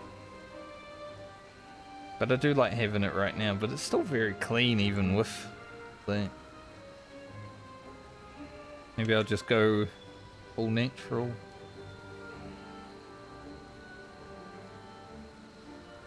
But yeah. I'm gonna go for the day. Thanks for joining me today. I'll probably go have a little break. It is nice and sunny, so I might actually go sit outside for like 10 minutes and then... who knows. But I'll see about being back tomorrow or Friday. Probably just stream more of this, maybe some Warhammer Online if the boys are playing. The problem is, like, I start stream around the time where we might form, but usually it doesn't happen around that time. Usually it's happening a bit later.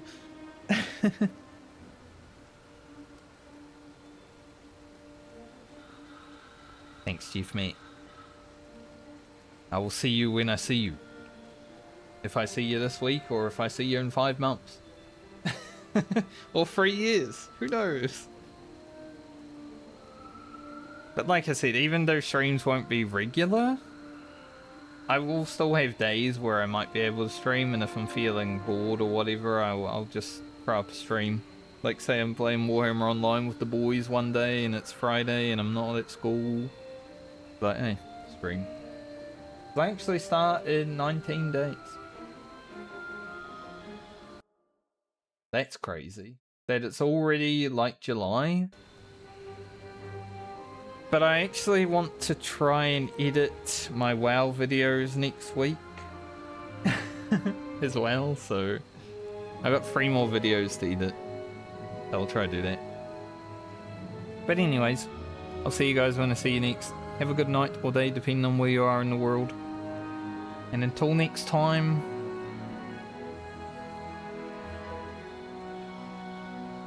good luck.